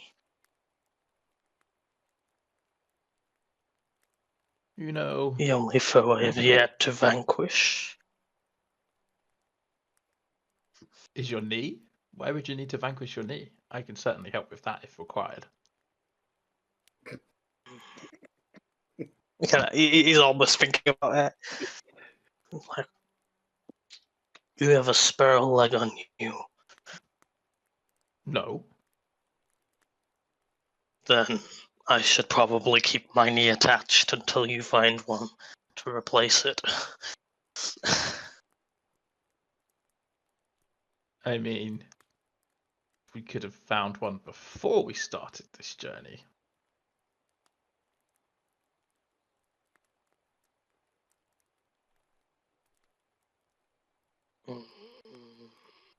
I feel like if Derek had a spare knee, he would have already offered me one. Maybe. Probably not. Well, let's just hope it doesn't slow us down. Just don't ask me to dive out the way of any fireballs. It's not gonna happen. And I guess he cracks it. I know you said that Valeria wasn't wearing high heels, but how is she actually dressed?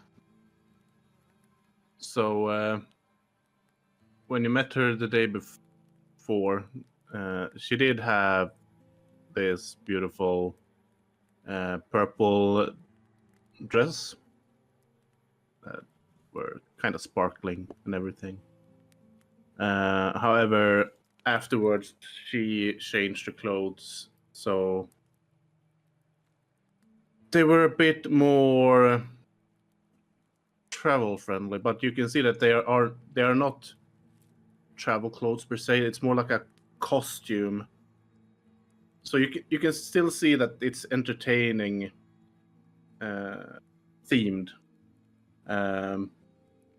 but like she's wearing these.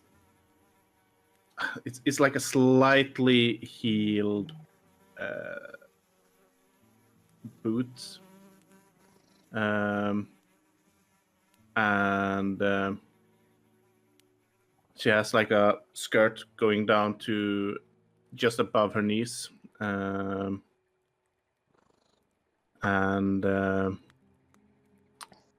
she has this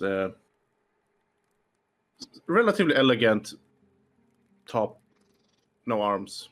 So, and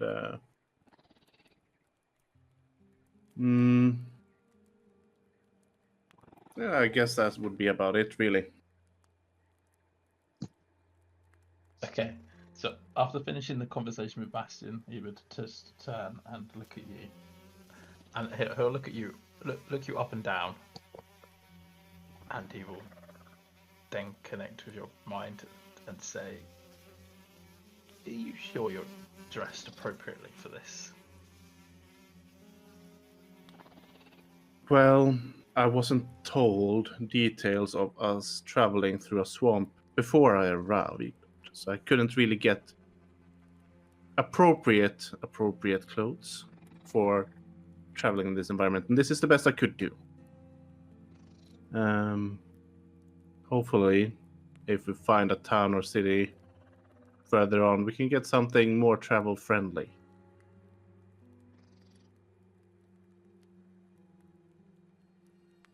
But I still want to look fabulous. You never know if you stumble upon some weird creep that we need to butter up to get passage.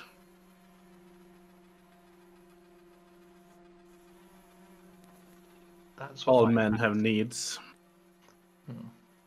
That is somehow even creepier. It is. Um, It's not something I necessarily enjoy, but you know, if we need to convince someone,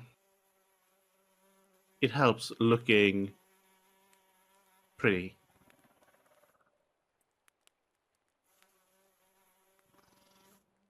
If it doesn't work, I'll leave it to your axe, I guess. it normally works quite well. Sounds good. I can't say I don't appreciate having a muscular man on my side protecting me, so I'm sure you'll do just fine with that. Thank you, darling, for being worried. I not appreciate your worried. concern. I'm merely concerned that you will be unable to keep up with the pace we need to set. Oh, I'm at least very mobile in this. Don't you worry, I'll keep up. But it's cute that you're concerned. Very adorable. I appreciate your inquiry, and yeah. Look forward to working with you more. I somehow don't. Hmm? What did you say? I said I somehow don't. As in, he's not entirely sure he wants to work with you.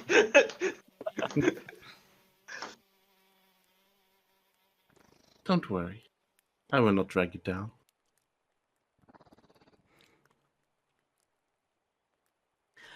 All right. And with that, he'll start packing the tent up. Siren, yeah. Sirenscape is just growling at the most inappropriate times, isn't it? Yep. During this conversation. Yep. Just every time this speaks, that's all I hear, and I'm like, okay.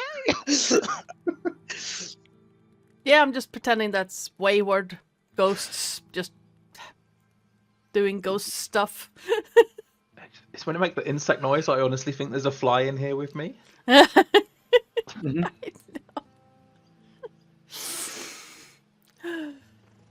So yes,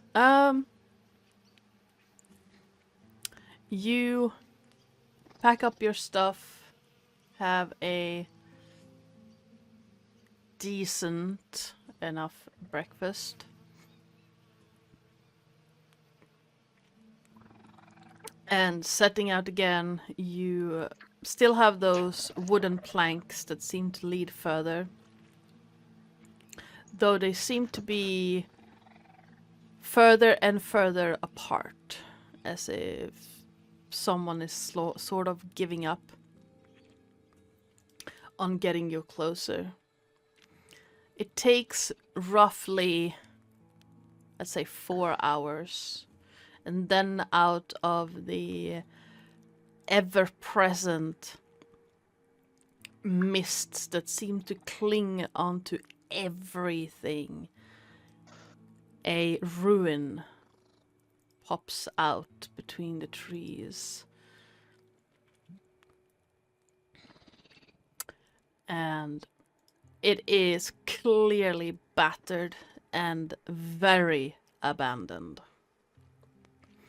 It seems to have been warped and moved, and bricks have been destroyed, and what was once a rather beautiful wooden bridge from one piece of firm ground to a enormous piece of firm ground is now ruined by the elements, by someone at some point trying to set fire to it, and just wear and tear. It is just after midday, a day and a half after you set out from the coast, and the whispers of fresh coastal air is almost just a memory at this point. The constant presence of insects seem to lessen to a degree, and you feel a soft breeze clear some of the mugginess. Not a whole lot, but some.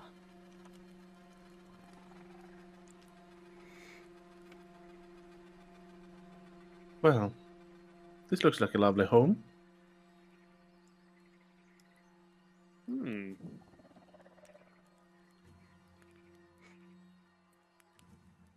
Doesn't look promising that the bridge has been tried to have been set alight. I mean, if they're going to make a train station here, I'm quite sure they have a lot of work to do. Much a shame, really. This looks like it was once like a grand building. Definitely. Definitely have the architecture for being like quite the proper home. But I wouldn't say the best environment. Looks very out of place to me. Mm-hmm. Hi. Hello. Did you What say was that? community content? Yeah. Is that is that Sirenscape whispering that? Yep. Okay. I love it. Community content. Mm-hmm.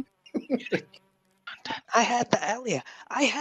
I knew I heard someone whispering earlier. I was like, what the fuck was that? Yeah. I was like, it who whispered distracted me that? entirely. I was like, where the fuck did that come from? I will admit, I honestly thought it was just me that heard it, and it was in my head. There's been a few voices recently. Yep. I wasn't really listening to what it said, so I was like, oh, yay, ghost sounds. Nope. Okay. It's community contact. As a random ghost floats by. Yep. Says, It's like that. It's real estate meme. Follow and subscribe. Yes. follow and subscribe.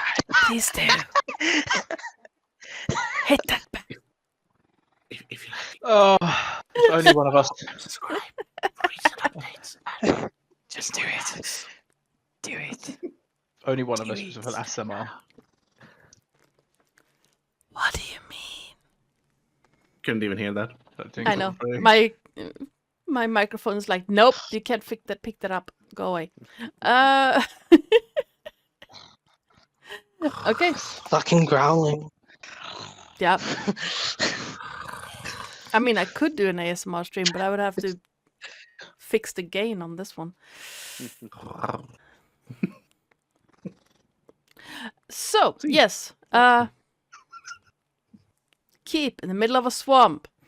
As you approach the rundown ruins, you hear what sounds like beads starting to fall. And then the skies open up, dropping Umbrella. Yep. It's not that bad. You still have oiled cloaks that keep some of the water, and the umbrella helps. But for those of you who do not have umbrellas. Even the oiled cloaks won't keep you dry for all that long. Why does it always rain on me? He'll look to Valariel, and then he looks Romulus. He goes, lightest people first. I think it's in everybody's best interest that I go last on this bridge. I feel like someone who is a little bit more heavier should walk first, because if they can walk across, then the light ones can without problems. As they start this debate, I immediately start crossing. I'll follow suit. A gentleman who takes initiative. You don't see that a lot nowadays. All right. Let me put you guys on the map and hope it actually works. I don't have a lot of initiative. You might say it's -1.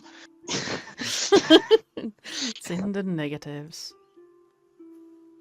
Hello. -1 to my negative, to my initiative.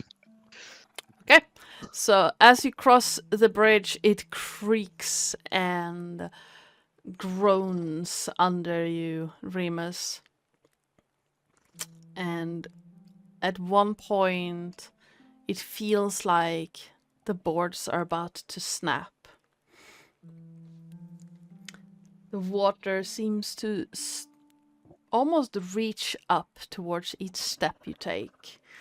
And the groaning gets louder as you progress. It's not stable, but you manage to get across without anything breaking. And as you get closer, looking in through the opening or the main gate of this keep, not a whole lot actually still stands. You see a few ballista that seem to have almost sunken into the ground around, and bits and pieces of the keep on the back side of it just doesn't exist anymore.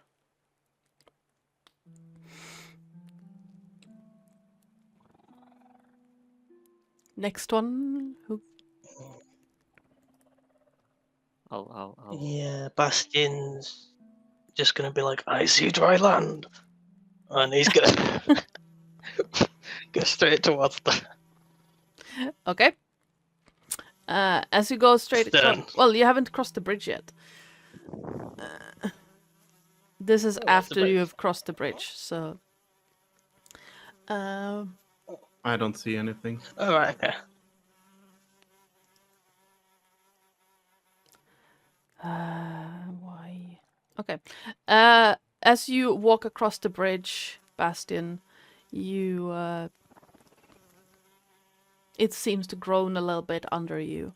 The steps are creaking and groaning, and at one point it seems like the planks you're standing on are going to sink into the water.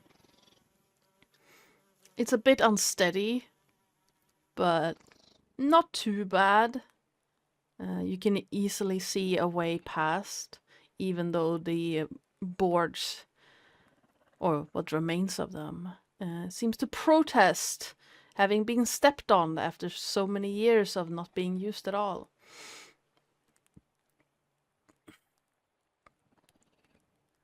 Yeah, he's just grabbing onto what little railings there are and kind of doing that timid thing where somebody tries to make their way across the bridge. Yeah. As you And come up, when he does get to that yeah, really weak point, you'll just hear him mutter, "You fucking dare break on me." Almost like he's trying to intimidate the bridge into staying upright. Okay. As you reach dry land, you can see the same thing that Remus can see. Courtyard inside. A half-sunken ballista aimed at door. And the remains of the fences. But inside the main gates, a lot of the walls, a lot of foundations have just crumbled. Are these the main gates? So the main gates would be like right behind you here, and then you can walk through with the next to the ballista. The main keep would be over here, and then there is a secondary tower over here. It's a hard thing to tell because they have crumbled so much, and most of it is just gravel heaps and large boulders.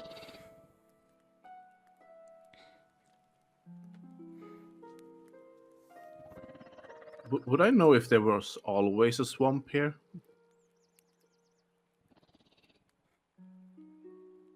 As far as history can tell, and as far as you know, there was always a swamp where the Shadow Marshes are now.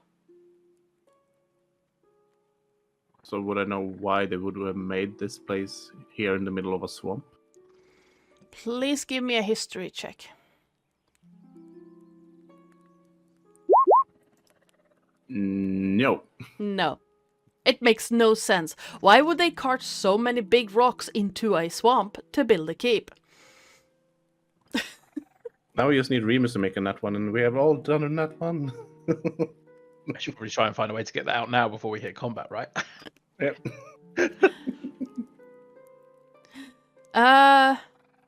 Yeah, so, Romulus, Valeriel.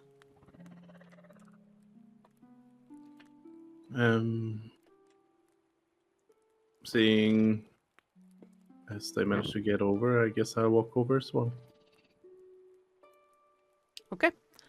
You walk across and you can feel like the foundations of this bridge shaking underneath your steps. It seems to sway a little bit as you walk, and parts groan and creak as you put steps on it. As you come to the spot where Bastion had to, felt like he was sinking slightly, I need you to make me a dex save. Good thing I went. I weakened it. That one.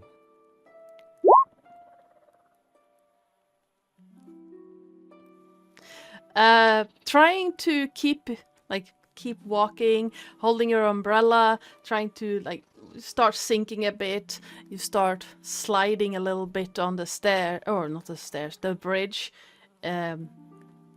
The pole holding that side up gives way, and you're suddenly hip deep in swamp water.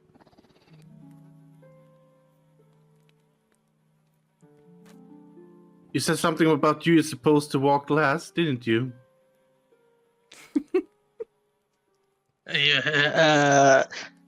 From the other side of the bridge, raucous laughter. Bastion. Still with the umbrella. He's the dirty dog. Yeah. Yeah. And then it has the coughing because he's trying to mask it because he doesn't laugh. He's gloomy. He's a gloomy man. He doesn't laugh. She kind of stomps over, quite frustrated, and then just flick a finger, and you can just see how all the water is just flying off of her, and everything goes back to normal. And she says,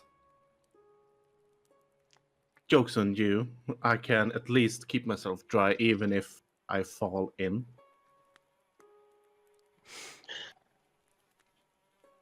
I feel to see the joke's on me. I didn't even fall in. Also, I did tell you so. I thought you said you were gonna walk You did last. not trust my better judgment. You said I should walk before you. I said someone should. That someone being Remus, not you. But okay. Since you said you were supposed to walk last, and I thought, okay, if he can walk over, then I and Romulus can walk over, and then you can walk over since you wanted to walk fast or last. I mean, but no matter. Just break the bridge for us, don't you? In the distance, you can hear Romulus be like, "Thanks for that."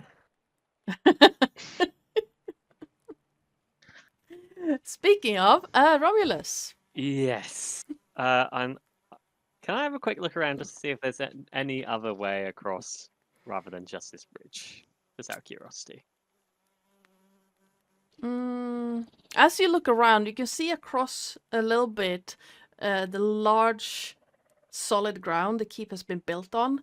You see on the other side of it is what looks like a collection of it looks like land that makes a little bit of like different islands you could probably hop from. Walking around it will take a while though. But you can very clearly see that, okay, if you walk around what is essentially a lake where the keep is on, you can get to that, what is essentially a land bridge, and get over it that way.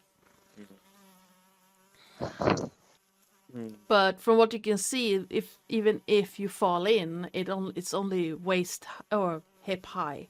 Yeah. Shouldn't be too bad either way.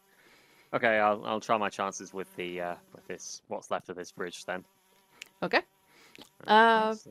Yeah, you make your way across. The bridge makes ominous noises in your general direction, and you see that where Valeriel fell in, part of the other side of the bridge is now just gone. It has collapsed and fallen into the water, making it a little bit difficult to pass it, and it is very, very wet.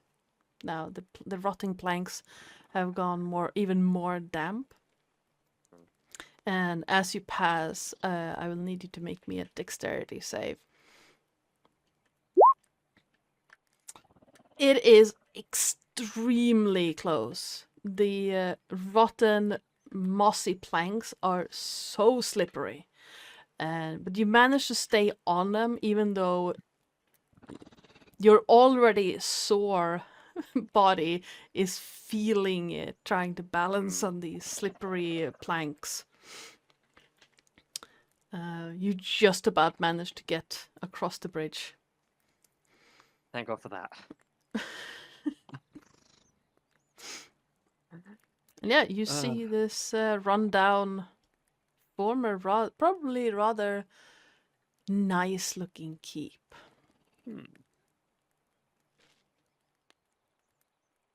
So, shall we go in and see what's in there? I guess. We'll get out of the rain at least, hopefully, if there's a roof. Mm-hmm. I spy dry land. And now I walk towards the dry land. Yep. I'm going to try and give a little hop over this. With my strength, I think I'd be able to, but yeah. Okay, yep. Yeah, absolutely. Yeah, I'll be able to. Yeah, it's just 5 feet, so it's not that far. It's a bit slippery, but you manage to keep your footing. It's not really that difficult, and it's not all that deep either. Most of this is solid land, and what the water you can see is not really like shifting or anything. As you walk inside, you see a lot of skeletal remains of beasts, of humanoids, of those weird aberrational skeletons that you saw back in the swamp. These humanoid skeletons are a lot bigger than either of you, the four of you would be. However, they're almost like on the border of the biggest humanoids you would know of. So not orcs. The skeletons that have tusks. It's hard to tell. There are so many piled on top, but if you can give me an investigation check if you want to see if you can find anything. Okay. I'm gonna go. Investigation or perception is your choice, really. Yes, I'm gonna use a superiority die, and I'm gonna roll investigation. Okay.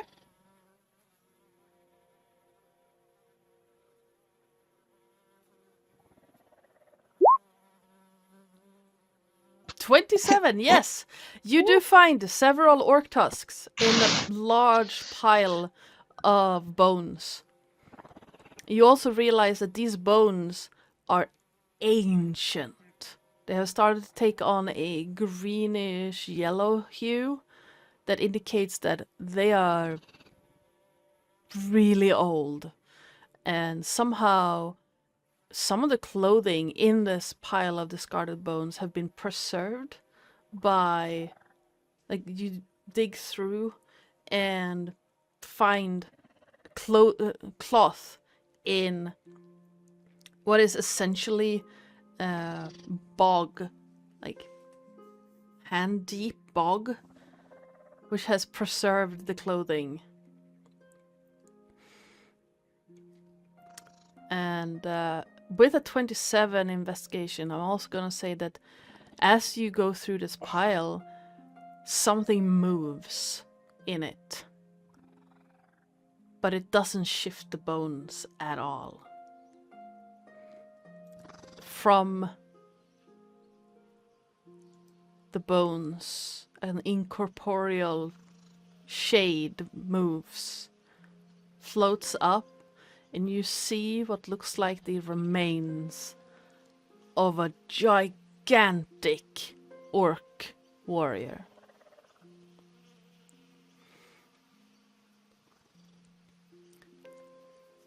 I would also, by the way, Okay. jump over and join him. Okay. Yeah, me too. Likewise. So like a big ass ghost just pops up. Yep. It is quickly Okay. joined by another one nearby. Look up and I kind of not at him. I don't know what else to do. I've met dead people before. You're slightly less solid than the usual suspect. Can I help you?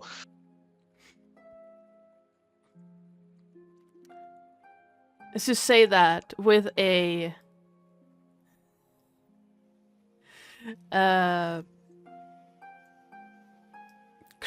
almost like a very, very distant creaking sound, the large orc warrior opens his mouth and screams at you.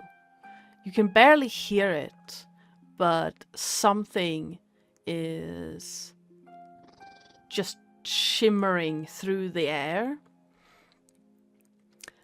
And I need all of you to make me a wisdom saving throw.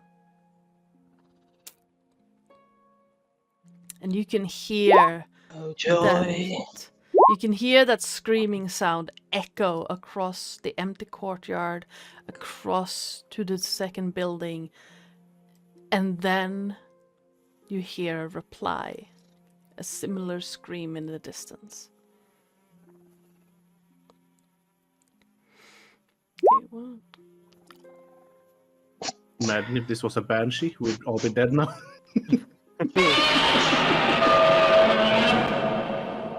Mill. That's TPK, TPK. The What do you brilliant mean start log to the in now? first. I am logged in, you piece of. First combat save, and we are all fucked. Yep. Something seems to rip through all of you as fear takes hold. Something has angered these restless dead, and their fear and their anger is rippling across the entire area. As all of you failed. No, wait, Remus, you didn't fail. You just succeeded. Oh, Remus is the only Oh one. no.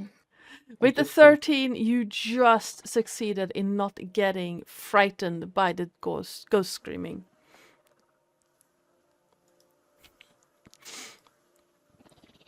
I know we heard another reply somewhere else. Can I almost roar back at it, and as I do, attempt to psychically connect with it? Absolutely, yes. And then, as I'm roaring verbally, mentally scream it at it to go, Okay. like, what the fuck? Yeah. What the fuck, bro? Why are you screaming? Come on, Sirenscape.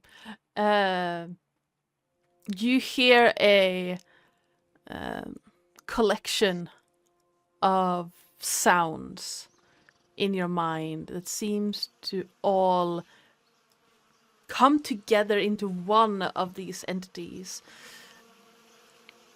They seem angry and sad and hopeless and just raging at what has happened, and all of it all at once. And yes, that's the perfect sound I was looking for, actually. Eventually, just the combination of all of these screams and words and things just start sounding like insects in your head. Yeah. Can I kind of roar at them psychically enough? Just one of you tell us what is wrong. Give me a persuasion or intimidation check. Hold on a second.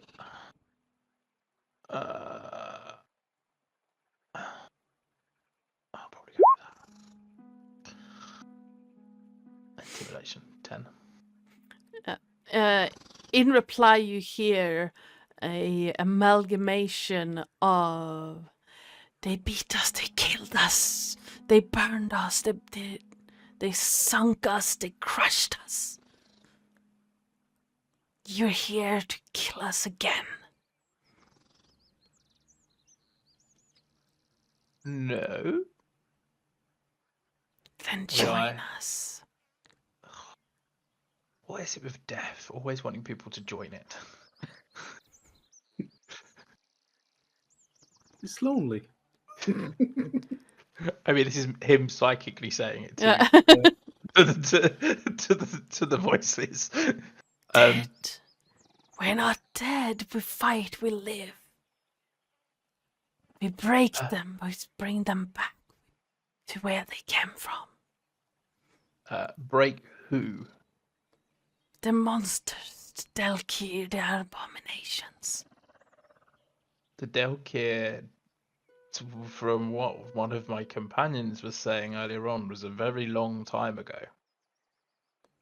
They're here. They're still coming. They're fighting.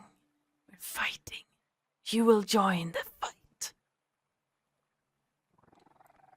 How much history does he know about the Delkir War? Most people would know it was very, very long time ago, and the gatekeeper druids won. Okay. But other than that, you would have to soul search see what you remember. Okay.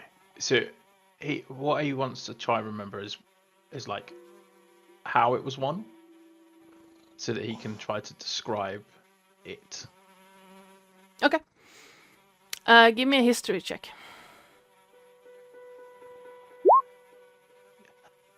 Shit. No, all you remember is that they won. You're not entirely sure how. Yeah, that he would just call back and say that the Druids won, the Daelkyr was defeated. That war was a long time ago. There has been other wars since then. You do not need to fight anymore. No. If they won, then why we're here, why we're fighting, why are they not letting us rest, you trick? Who aren't letting you rest? The abominations, the one we were supposed to defeat. They're not letting us rest. We are here, we're bound. You bring the bound back up again. You're here. You will join us fighting them. I mean, if you can point us in the right direction, I'm sure I wouldn't mind smacking my axe into something. Here, on this ground, on this battlefield, in this keep. Here we fight, here you will come and join our forces against them. We take you, we bring you. Bring you to the battles. One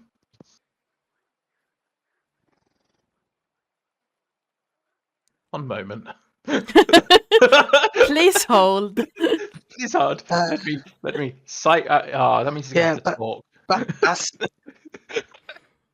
Basti is just staring at this like ghost screaming at him, and he's like, "Does anybody speak screaming, or yelling, or some form of ish, whatever their language is?" Luckily, I'm able to. Romulus and I are able to communicate with them. They are still fighting a war against the Daelkyr and claim that we have brought the war back to them and that there is something here that still needs to be destroyed.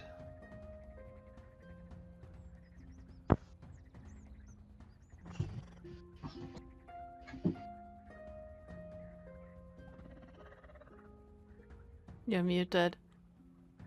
I was talking to the cat. Bits. So, Vitz. are they friendly? Or do they want to kill us and make us join them ethereally? Well, they said something about taking us to the fight, which is always mildly concerning when talking to ghosts. Mm-hmm. Also, are we still frightened by this point? No. Right. God. It only lasts for like a Is minute. there, So.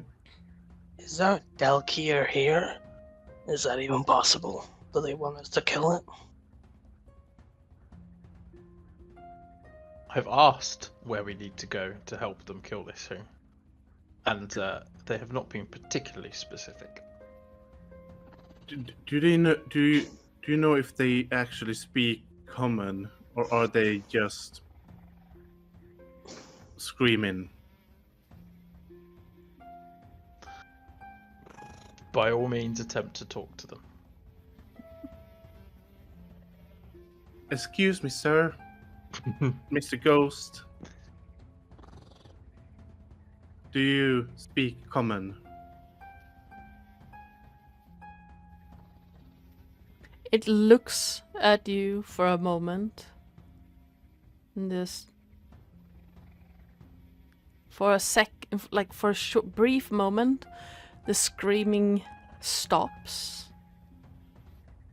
And the ghost tries to, almost like it's trying to understand what you're saying. You speak the common tongue with weird words. Old common, I get it. She will try to remember roughly, if she can recall, how Old Common would sound roughly. Yeah, give me a history check.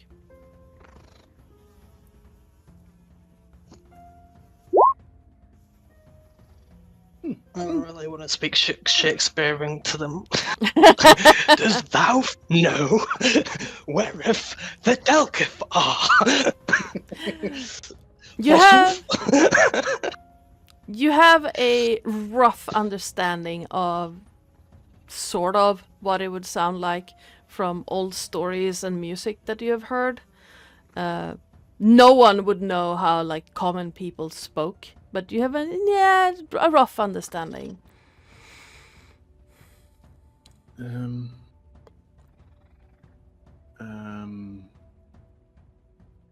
I'll try to speak in the Old Common, my sir. We are mere travelers here to bring peace and prosperity to this area. We are not here for neither war nor bloodshed, if avoidable. We would, however, be willing to deal with anything that keeps you here. But the Dalkir lost the war many centuries ago. You say The druids won.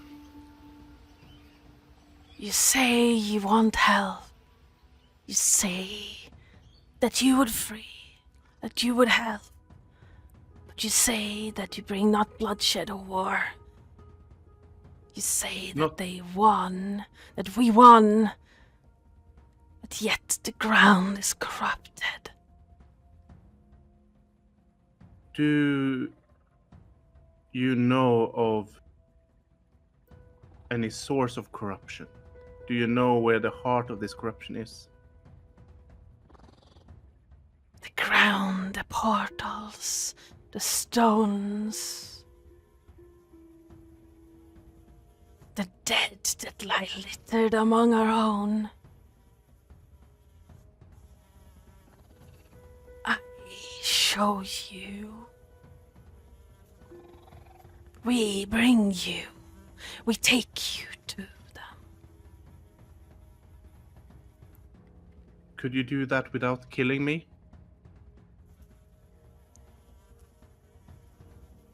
Yes. Then we'd be willing to come along if you show us the way. We'll gladly help you consecrate this place and make sure it is uncorrupted and help you move on. You say that. Then close the eyes and let me in, and I shall show thee.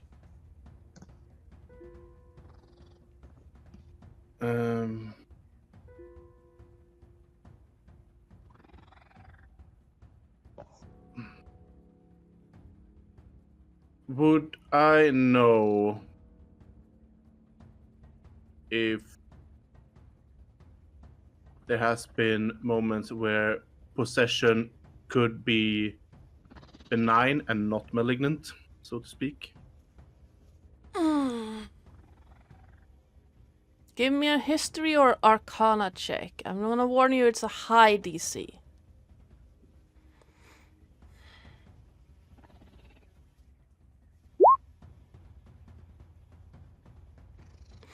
$18. You have heard of benign possessions, but there are extremely few cases.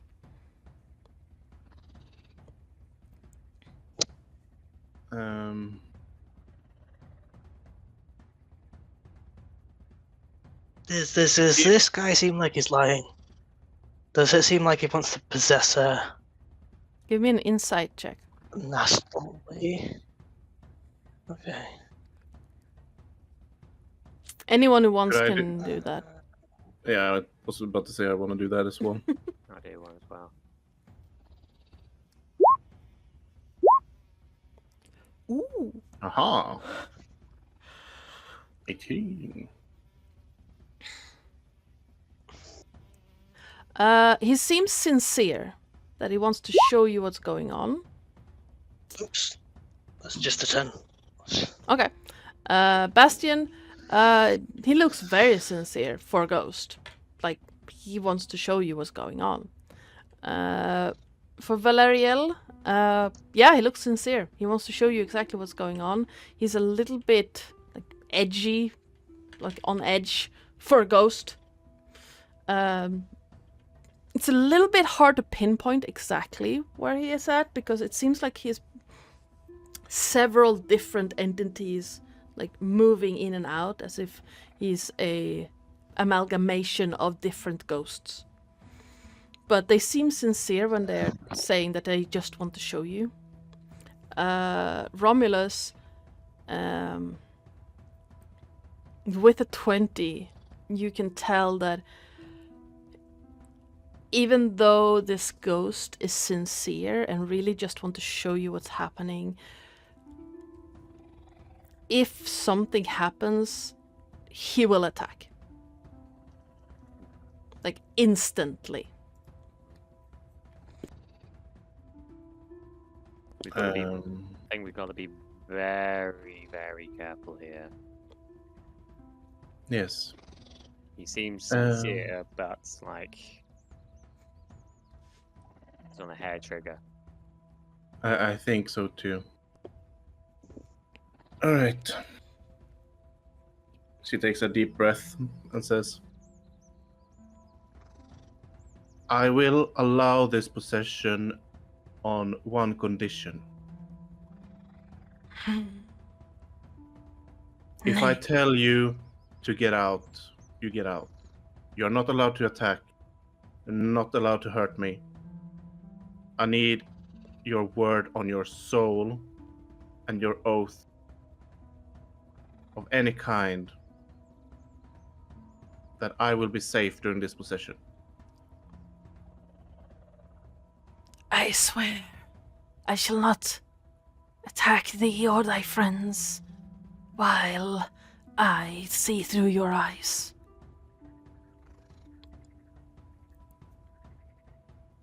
Alright. Wish me luck. And she takes a deep breath again, closes her eyes, and says, you may proceed. The rest of you see a long arm reach forward and place his hand like across the collarbones of Valeriel. And then, Valeriel, you feel instantly cold. Everything, it's like if you were dropped in an ice bath. And then you feel your eyes open, but you don't see the ruins anymore. You see a functioning keep, and all around you, you hear the sounds of fighting, of otherworldly screeching, and screaming of soldiers, and just the clamor of battle. The keep is still standing from what you can see. I'm kind of breathing fast because of the cold. Mhm. And I try to look around and see if there's any source of where this corruption might be, or I ask, like, take me to the corruption. Take me to the source. You feel your legs start moving without consciously moving them. And the rest of you see Valerial being taken up here to Valerial. You can see that there's a staircase there, but when you try to take a step, there's nothing there. The rest of you see that there looks like the second story has fallen down.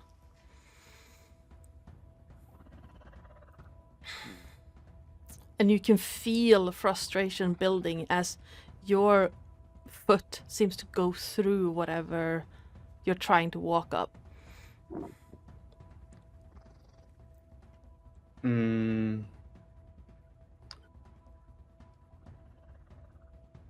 I speak and I try to say to the others, there's supposed to be some stairs here.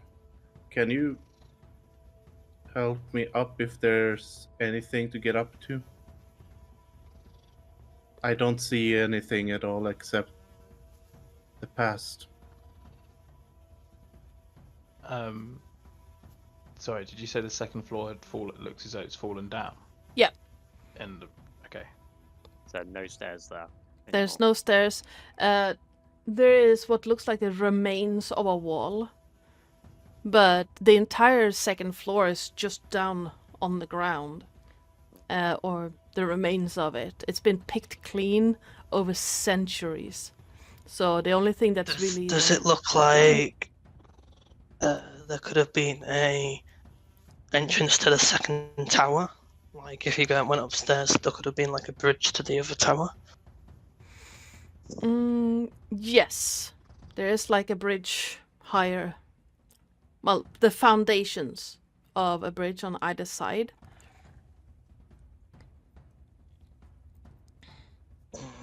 Maybe it wants to take you to the second tower. Or maybe it wants to take her to the second tower. Is there any other ghosts around, or have they all gone into... No, one is in Valerial. So this one is currently possessing Valerial.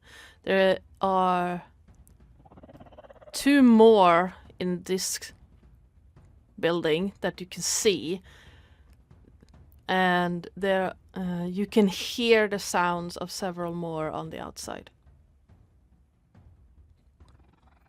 How high? Okay, point to the second tower.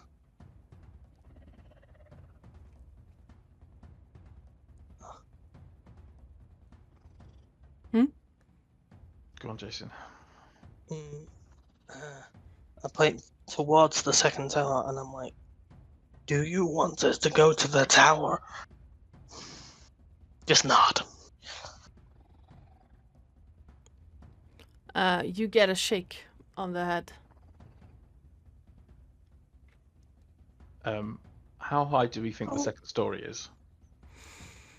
So for a keep this size, it would be roughly, say, 2.5 meters. The first floor would have been 2.5 meters, give or take a couple of decimeters.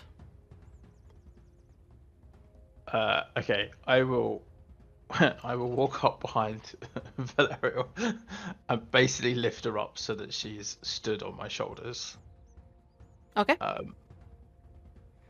I am not quite 6 foot tall, so she's definitely not going to be tall enough to go to navigate at that level.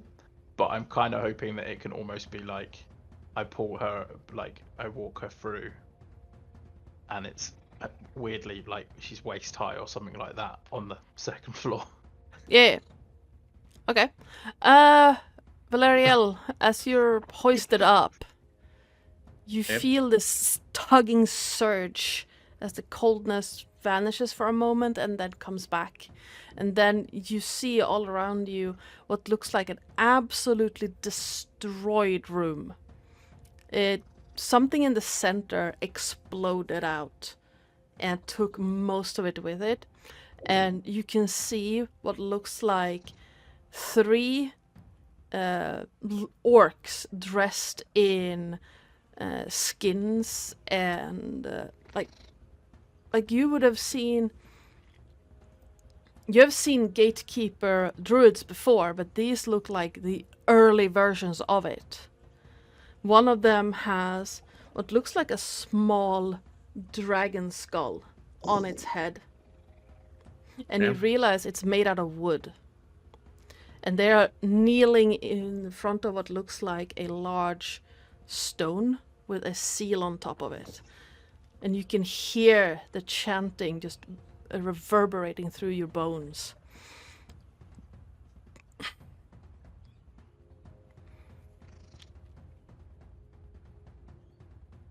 Does it ring a bell then, maybe, that they made a ritual and that is the cause of this?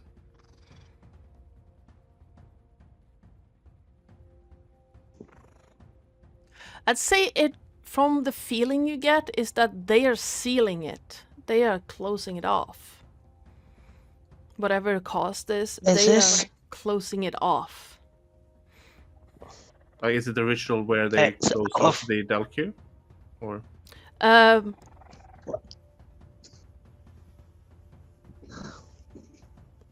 You get a sensation that they are closing it off in this spot, but they need time,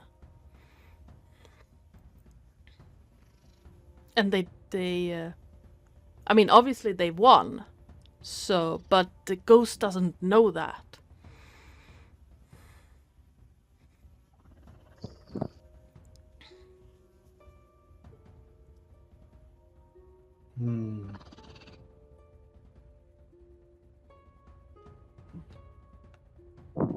Do I get the feeling that the reason they are here are due to regret or just no lack of knowledge that they won, or do I get a sense that it knows where the corruption is? Give me an insight check.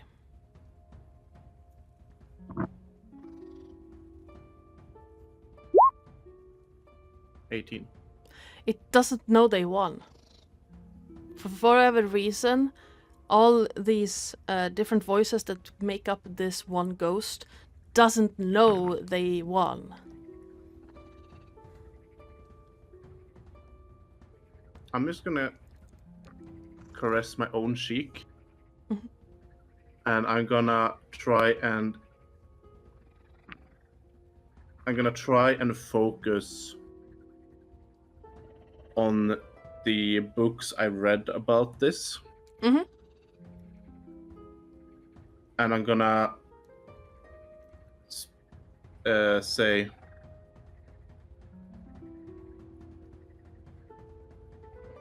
the thing you're seeing here is part of the ritual that won you the war. If you look through my mind, you shall see books about your great feats of victory. I don't remember it all, as it was a long time ago. But you won the war. You sealed the Dalkir away. All that remains now are the words described of your victory and the ruins left behind of the combats and the wars you fought. But you won, and we are all safe thanks to you. Give me a persuasion check. Alright, so I believe I have things for that.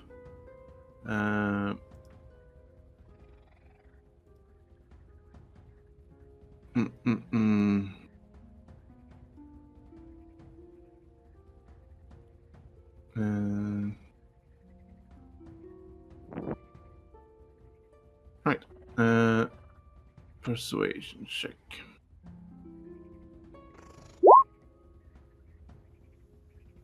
Okay, so that's a 17. Because I can't get below a 10 on a persuasion check. Ah, yeah. Okay. With a 17, you feel confusion. You feel fear and rage, and you feel disbelief.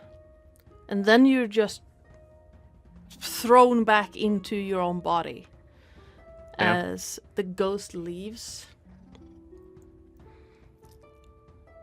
and looks at you standing on top of Remus's shoulders. Yeah. And it looks at you strangely. We won. We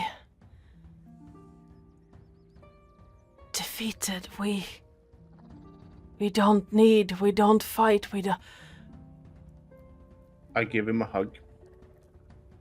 Well, he's incorporeal, so. Yeah, but I kind of Yeah. give him a hug. On Remus's shoulders. Yep. And Trying to I bend say, down. As, Yeah. as Valerial goes to move, I will effectively push her back down onto the floor. Mm. You have free movement. You no longer need to control me like Ratatouille. cool. Okay. It's the weirdest thing I have witnessed in a while. I basically just wrap my arms around it and sort of give it a kiss on its forehead and say,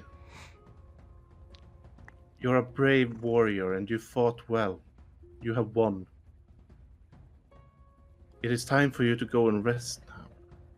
You and your friends, you may all go and rest.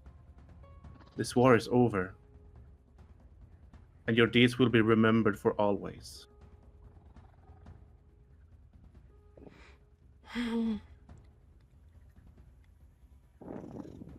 We rest, we fall, we won, we rose, we rest. The man seems to step back a little bit for a moment, and then all around you see the various ghosts that you can see seem to also flicker and fade a little bit, and you just hear an echoing of "we rest." And then in the distance,